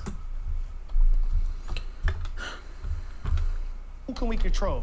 Everybody who get the shot, that's who's gonna do what we say. And again, this is another thing about it too. That's not what it is at all. These are people following basic guidance during a public health emergency. And again, keep in mind, the same people saying this are conservatives. These are people whose entire political ideology is focused around following what societal rules currently say because they are too fucking scared and they're too fucking cucked to actually make a life for themselves and to actually use the freedom that they've been given in order to actually live their lives, and they want to restrict that freedom from other people because they feel threatened by it. And if we looked in the trailer of this Jubilee video earlier, this is a guy fucking also speaking against trans rights. Like, at the end of the day, you are the people. You are the people who follow this philosophy of do what the government says, or do whatever XY says, whatever society says, in order to be accepted. That's you. That's you. People following basic public health guidance is not people falling into this weird, oh, you're gonna follow what the government says shit. That's what you want people to do. You want to ban shit. You want people to follow into your rigid socio-political space, whatever the fuck. That's what you want. But no, you have to look at other people and go, oh, actually, you don't have any freedom, and actually, you follow what the government says because you got a shot? Jesus fucking Christ. You need to take off that cap. It's so fucking tight on your head that it's clearly restricting your fucking blood flow, you idiot. Jesus Christ. This is why I don't react to Jubilee. Jubilee pisses me off so fucking much. God, these people are fucking stupid. So brain-numbing. Ironic how they want racism to go away, stop talking about it. Yeah, these are the same people who say this. They need drugs to be illegal, so the process of detoxing is associated with punishment. Exactly. It's so fucking stupid. Oh, God, I hate these people so fucking much. Enemies are coming, and we don't care about that because we want to care about what color we should wear and pride and critical race theory. Like, nope. I'll say this as a black person. Nothing makes me more angry than a fucking stupid black person. Yeah. And before someone calls, like, racism on me, no, nothing makes me madder. Nothing makes me more angry than seeing someone who looks like me kowtowing to the same fucking viewpoints that were used by the people who would have had us fucking picking cotton for them 200 years ago. Nothing pisses me off more than that. You fucking... I showed it earlier, and I'm gonna show it again. 'Cause I don't think I can say this word on YouTube. You motherfucker. You motherfucker. You motherfucker. You motherfucker. I'm just gonna put it like that. I hope you trip over some wires or some shit, please. No one else cares about that but us in America. That's our problem. So you think that talking about sexual orientation and all that kind of stuff takes away from the safety of our country? Who you sleep with has no merit in the real world. What does it matter? Okay, let's just okay, then why ban it? With the coronavirus pandemic, why did it take weeks for us as a country to mobilize together to fight the public health crisis? Wait, what the fuck did this idiot say? Oh god, look at this face. This is the perfect face. Hold up. I need to get this for oh, that's thumbnail material right there. Yeah. It's perfect thumbnail material. Alright. Now that we've got that, let's continue. Okay, let's just broaden the scope. With the coronavirus pandemic, why did it take weeks for us as a country to mobilize together to fight the public health crisis? Yep, he said the fucking plandemic shit. This guy's fucking idiot. As a country to mobilize together Yep, okay. Yeah, I had a feeling this guy was one of those. This guy's one of these people who fucking believes that the COVID pandemic was, like, planned out and it wasn't just a naturally occurring public health crisis. Which is what happens, because public health crises happen. Because, you know, biology. That's all I can say. These are, like, the same people who cite basic biology when they're saying transphobic shit. I'll say basic biology when it comes to, like, diseases and shit. Yeah, disease outbreaks happen. It's biology. That's how shit happens. Does it suck? Yeah. But, like, it is what it is. Also, like, anyone that you see saying pandemic, cuss them out. I don't know. That's all I can say to it. Fucking hate people like this, dude. So fucking annoying. Because the thing is, again, like, these people can never just be wrong and silent. They always have to be confident and fucking wrong. Which is the most annoying part about it, you know? Like, I would much prefer someone just be wrong and silent than confident and wrong, but you know what? Here we are. Pillow about to go sicko mode. I'm trying really hard to not get fucking banned right now. To fight the public health crisis that was already affecting the nation. It was a scam to get Donald Trump out of office. It's all fake.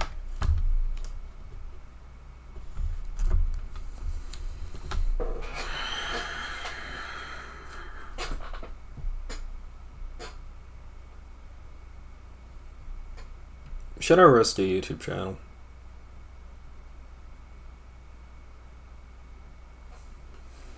Should I arrest a YouTube channel? Okay, let's watch this. Let's just finish up. Let's see what pushback this guy gets on it. I'm not even gonna play Portal anymore. My opinion. I agree with you. I don't think that we could create, or the Democrats could create some international plan, getting all of these scientific communities outside of just the US and even international governments on their side for something that they're just trying to get Trump out of office. I feel like that's heavily ridiculous. Trump was the thorn that nobody saw coming. And they had to find a way to get him out of there. If there's no mail-in voting, 100% Trump is the president right now, 100%. Yeah, because overwhelmingly mail-in ballots were to Biden, that's all.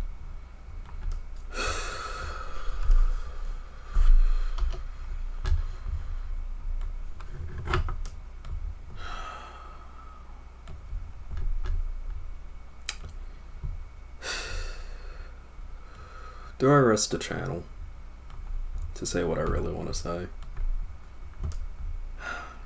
Look.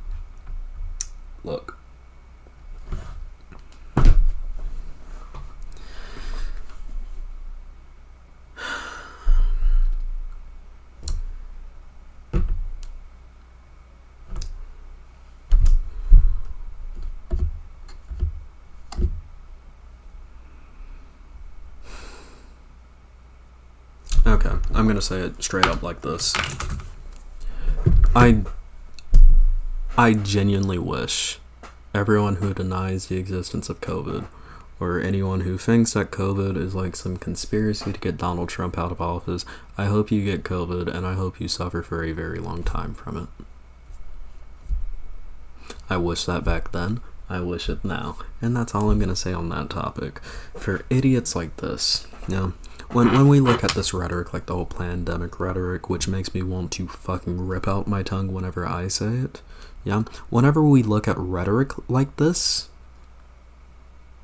this is directly anti-Semitic rhetoric. The only thing that's stopping them from going full anti-Semitic is that they'll like either add in something like, oh, the Democrats are doing it, or oh, the globalists are doing it, or Soros is doing it. And keep in mind, Soros and globalists are just direct dog whistles for Jewish people. Yeah. When these people say Soros, they aren't saying, oh, George Soros himself, they're saying Jewish people. When these people say globalists, they aren't saying globalists, they're saying Jewish people. Yeah, and the same fucking rhetoric is tied to that same stupid-ass fucking anti-Semitic conspiracy theory. And this is why America is so fucked as a country. It's because we have an entire generation, no, we have multiple generations of fucking idiots who are currently in power right now, who believe dumbass rhetoric like this. And it genuinely makes me wish, sometimes, it genuinely makes me wish that a lot of you motherfuckers couldn't vote. Yeah, because I think the country would be better if idiots like fucking dumbass Cap McGee over here, sitting over here, didn't have the right to fucking vote. And I would really love it if someone could somehow figure out a way to fucking restrict his right to vote. Because the fact of the matter is, you people are fucking our nation. Flat fucking out. You people are fucking our nation. And as someone who's younger and is gonna have to deal with this bullshit as I get older, I hope and fucking pray that you fuckers defund Social Security so much that you're gonna have to rely on your fucking kids, and I hope that your kids fucking abandon you for your stupid ass fucking belief points that you're willing to go on fucking Jubilee and fucking spread around. I hope you get left behind. And that is the nicest thing I can fucking say without getting banned. That is the nicest thing I can say without getting banned, because if I went into my full viewpoints, I would be off YouTube in a second. I hate people like this with a burning passion, and I'm gonna expand it further. I hate Jubilee for platforming these people. It's obvious. Whatever stupid, and I said this earlier, the stupid fucking message that Jubilee always says in the beginning of their fucking videos. Oh, what we're doing here at Jubilee is ensuring that all viewpoints are being seen. It's so fucking brain dead. These people's views do not need to be seen. These people's views do not need to be heard. The last place that you should see this fucking viewpoint is in a fucking dumpster somewhere. That is the only place that you should see these fucking viewpoints. In a dumpster, being publicly fucking ridiculed, being set on fire, being hung upside down from a gas station. That is the only place where these viewpoints should be fucking seen. The only place. But no, massive fucking 8 million subscriber channels like Jubilee will platform this fucking bullshit. Because it gets views, it gets clicks, it gets fucking likes.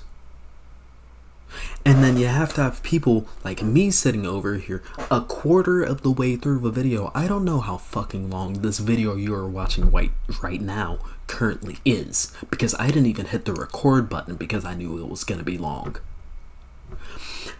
I'm sitting here a quarter of the way through the video. I've had to pause so much to respond to these fucking idiots.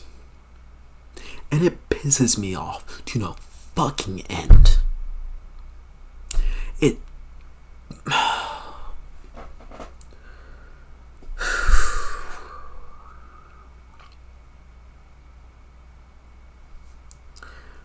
I try so hard to be charitable. Genuinely, I try so hard to be charitable, but it is so difficult to be charitable to people who have the brain cells of fucking toddlers. I swear to God, I hope your lifted truck fucking flips and you don't crawl out of it. Jesus Christ.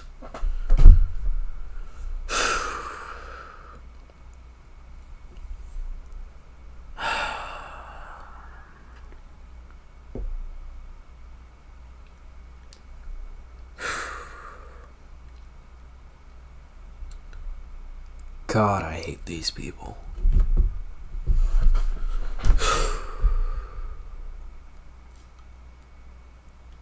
I'm not even gonna add an ending to that video. I am so pissed right now. I am so pissed right now. Jesus, I don't even want to see this guy's fucking face anymore. Holy shit, someone needs to fucking Mike Tyson punch out him. Jesus Christ.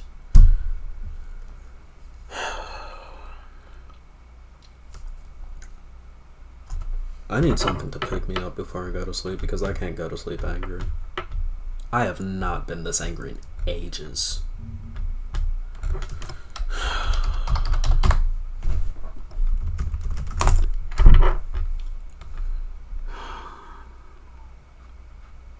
Jesus fucking Christ, I hate these people so much. So fucking much.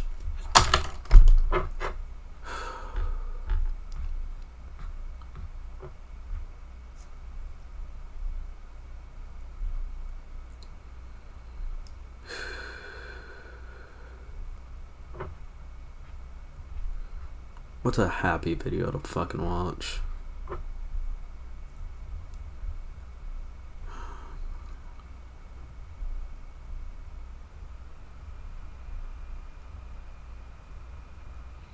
A cat black video? Really? Really, YouTube recommended? A fucking cat black video? Of all people? Marquez Brownlee Hot Ones, that's gonna be copyright. Last surviving prosecutor of the Nuremberg trials, that would probably also piss me off. I don't want to see fucking Nazis covertly, and I don't want to see Nazis overtly right now.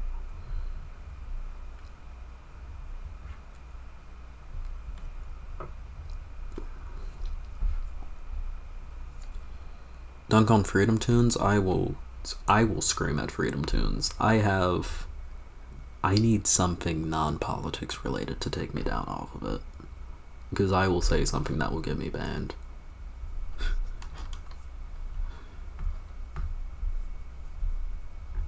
Like, I am, like, here when it comes to anger.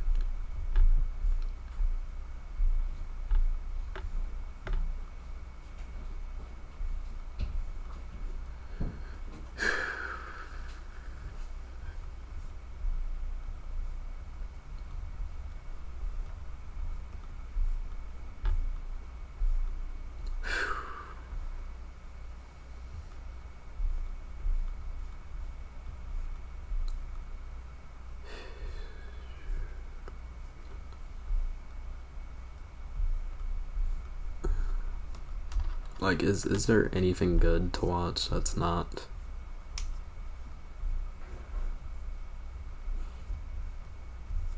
I don't know. I don't know. Actually, you know what is good shit?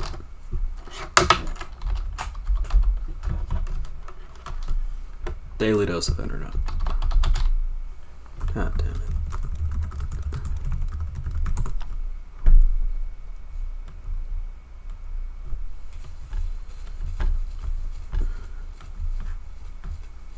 Okay.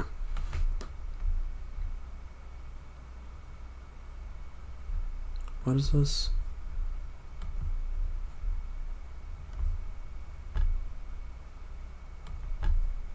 Do us just stop playing now? No. Okay, we're watching Daily Dose of Internet. And let me just make sure.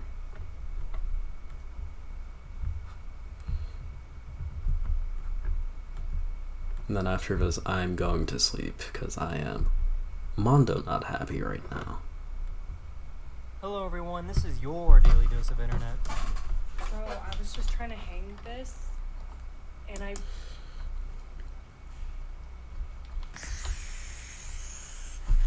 Oh.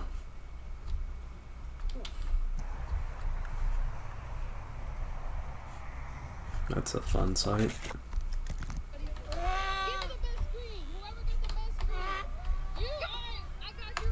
This artist painted this beautiful picture and then cut it to make room for the Subway Surfer video game. His goal was to make it easier for people to focus on his art since everyone's attention spans are so short now. Oh, that's a pretty cynical commentary. Range gave this guy the best compliment possible. Alright, what's happening?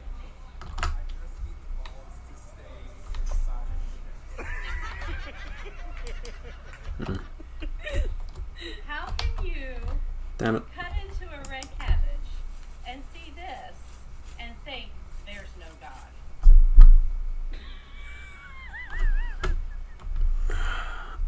You know what? At least they're making fun of the lady. Where are you going? Why are you approaching me? Can you not? Sir. Hey, it's the guy from the last video. Some old buildings in Japan have floors that were made to be loud and squeaky on purpose. This was to help alert people if there was an intruder in the house. Makes sense. Still pretty clever design though. Honestly, I could probably play Ghost of Tsushima one day on stream.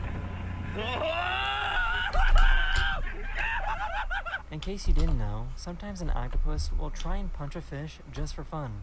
Wait, what? Wait, what?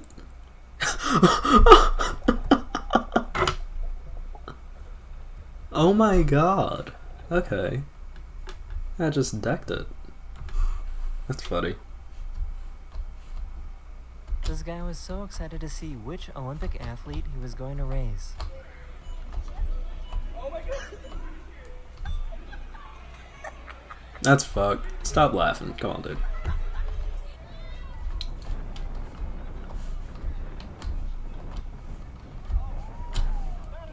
Oh, I have to jump. Oh!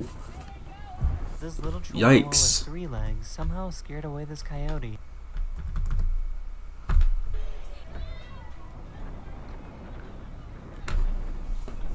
Dust Devil.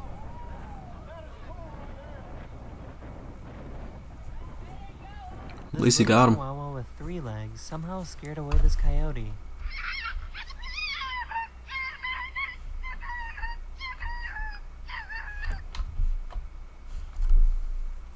Pigeons love Base bricks. Chihuahua. If you give pigeons a brick, they will get so excited and jump on it and run around in circles. This is because before cities, pigeons lived on rocky cliffs. The brick reminds them of the natural... Did y'all know that Robespierre, like the guy who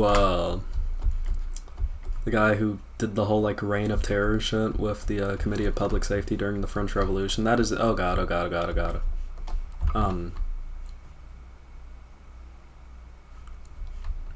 But I know the guy who did like the whole reign of terror shit with like the Committee of Public Safety during the French Revolution. Also the guy who I am becoming increasingly sympathetic to just due to the current political climate of the United States of America. He actually kept pigeons, which I think is like adorable that he kept pigeons. It's like he was pigeon keeping age, and he was actually like very protective of his pigeons, which I think is very cute. He was, you know, I'm not gonna say he was based, but the pigeon keeping, you know, the bird husbandry, I think it's quite nice. I think it's quite nice that he was so loving and caring to his birds. Okay, anyways, what do from here? What do from here? Okay, I'm definitely feeling a lot better off of that last Jubilee segment. That shit pissed me off, dude. Portal 2? This is the original Portal. Not 2. I'm towards the end of the original Portal. Okay. So, yeah, no, that's just light into heaven, light into heaven. Only thing I would say is, like... What's going on here?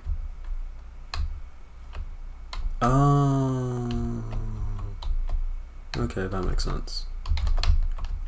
Oh wait, shit, this is gonna have that stupid fucking fling thing sometime here soon. Ah, shit. Fuck.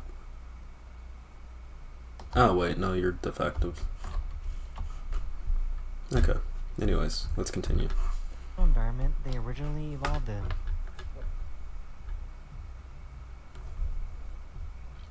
I think there's a vent near one of the chambers that contain a turret. I see a vent. Yeah.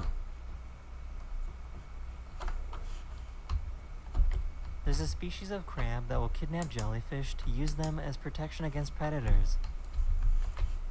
Fucking clever ass animal. But it's not like the jellyfish fucking care. They're stupid as hell. So I decided to try it out myself. You can make a very fun device using 1 spaghetti and macaroni noodle.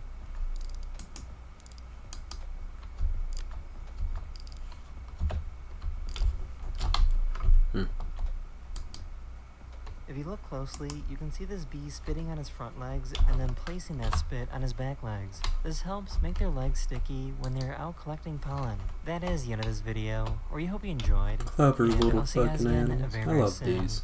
Later. Bees are adorable. Also, I'm probably doing like some very obviously dumbass shit right now, but I'm currently tired and angry. Tired and coming off of anger. I'll watch another Daily Dose of Internet video, I think. Hello everyone, this is your Daily Dose of Internet. This is probably a barber's biggest fear. If they use a razor for too long, the vibrations can cause their fingers to lose blood flow. If this is not quickly taken care of, they could lose their fingers. Okay, yeah, that is terrifying. This guy thought climbing without ropes or gear was a good idea. And the guy's an idiot. Hope he's okay though. Watch it be like some very negligible distance. Where do I put my hand? Dude, I can't. I can't. I don't want to do it anymore. I have never seen an angry chipmunk before.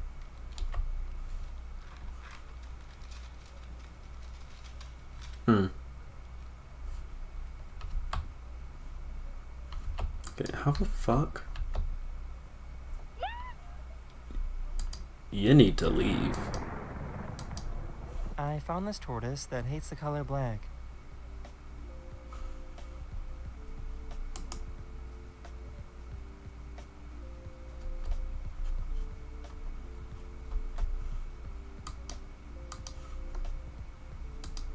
Okay, well, I don't have this on this side. New shoes. What are you saying?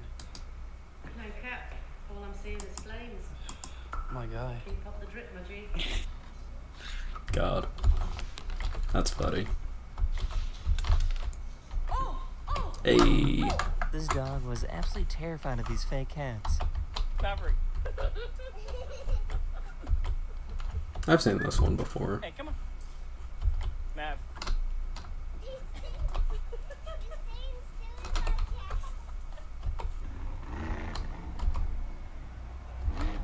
Ah, shit.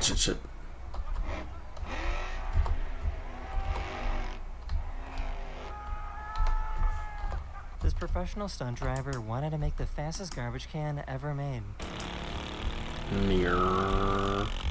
Hey guys, look, it's a Jeep. It's a fucking Jeep Grand Cherokee. Imagine that.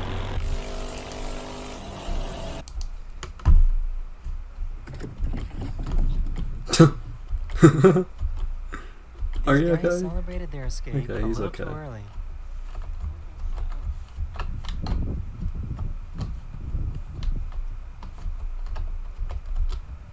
Shit, I'm almost done with Portal.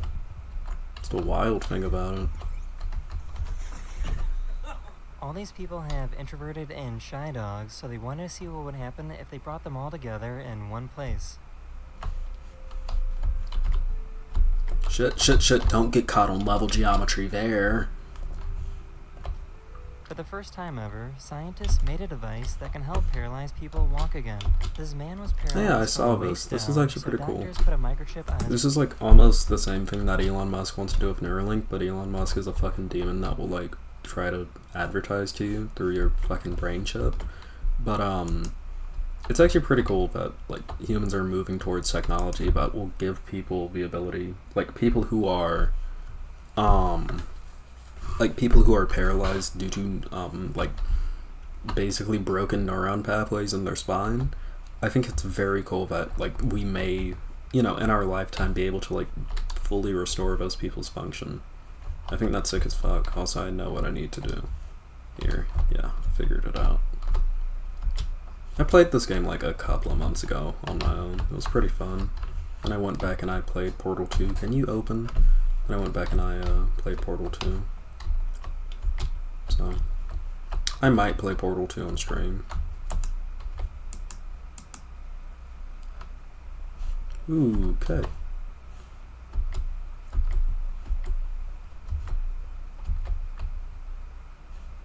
Okay, so blue portal's out there, meaning I just need to keep orange.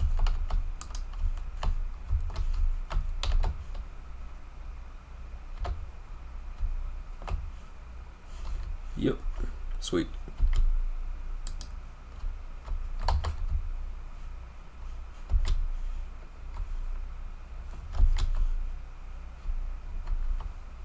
Alright. his brain and on his spinal cord. This allows his brain to jump the gap and make a wireless Indeed slash bridge racist so brain tortoise. signals can reach his legs. For some reason, this cat has to walk on the same exact path every day. Little autistic guy. That is the end of this video. We hope you enjoyed, and I'll see you guys again very, very soon. Later. Alright. Sweet.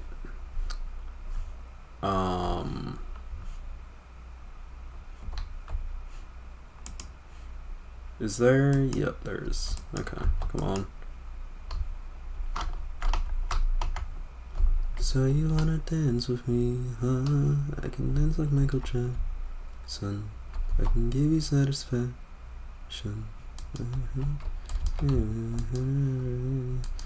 You go right foot up, left foot slide, left foot up, right foot slide.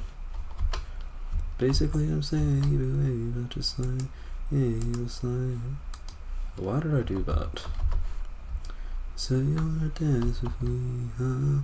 I can dance like Michael Jackson. For better, I'll just attempt to jump on a computer to get there. Damn. That's a nice fucking loading screen, holy shit.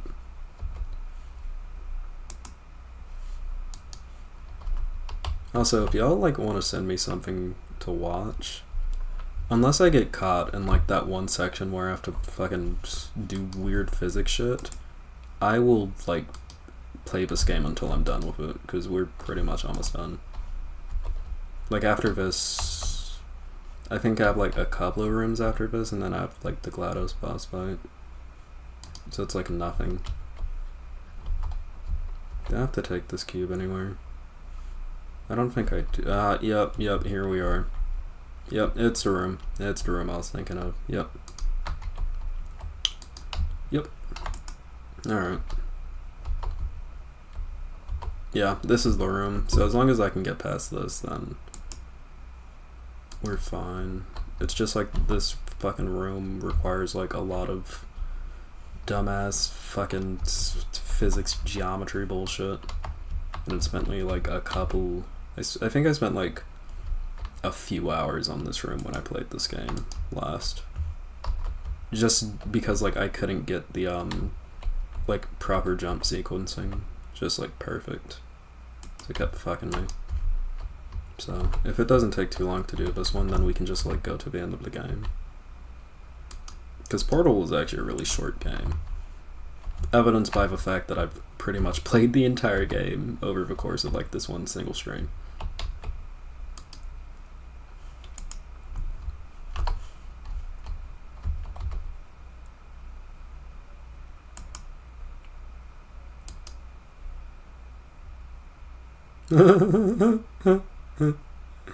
That's funny. I'm kind of fucked up, but funny nonetheless.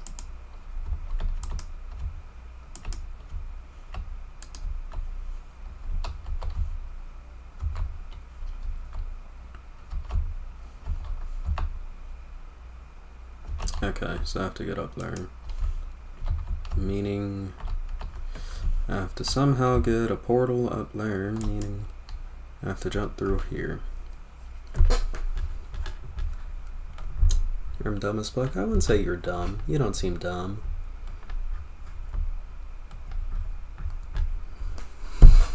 Okay.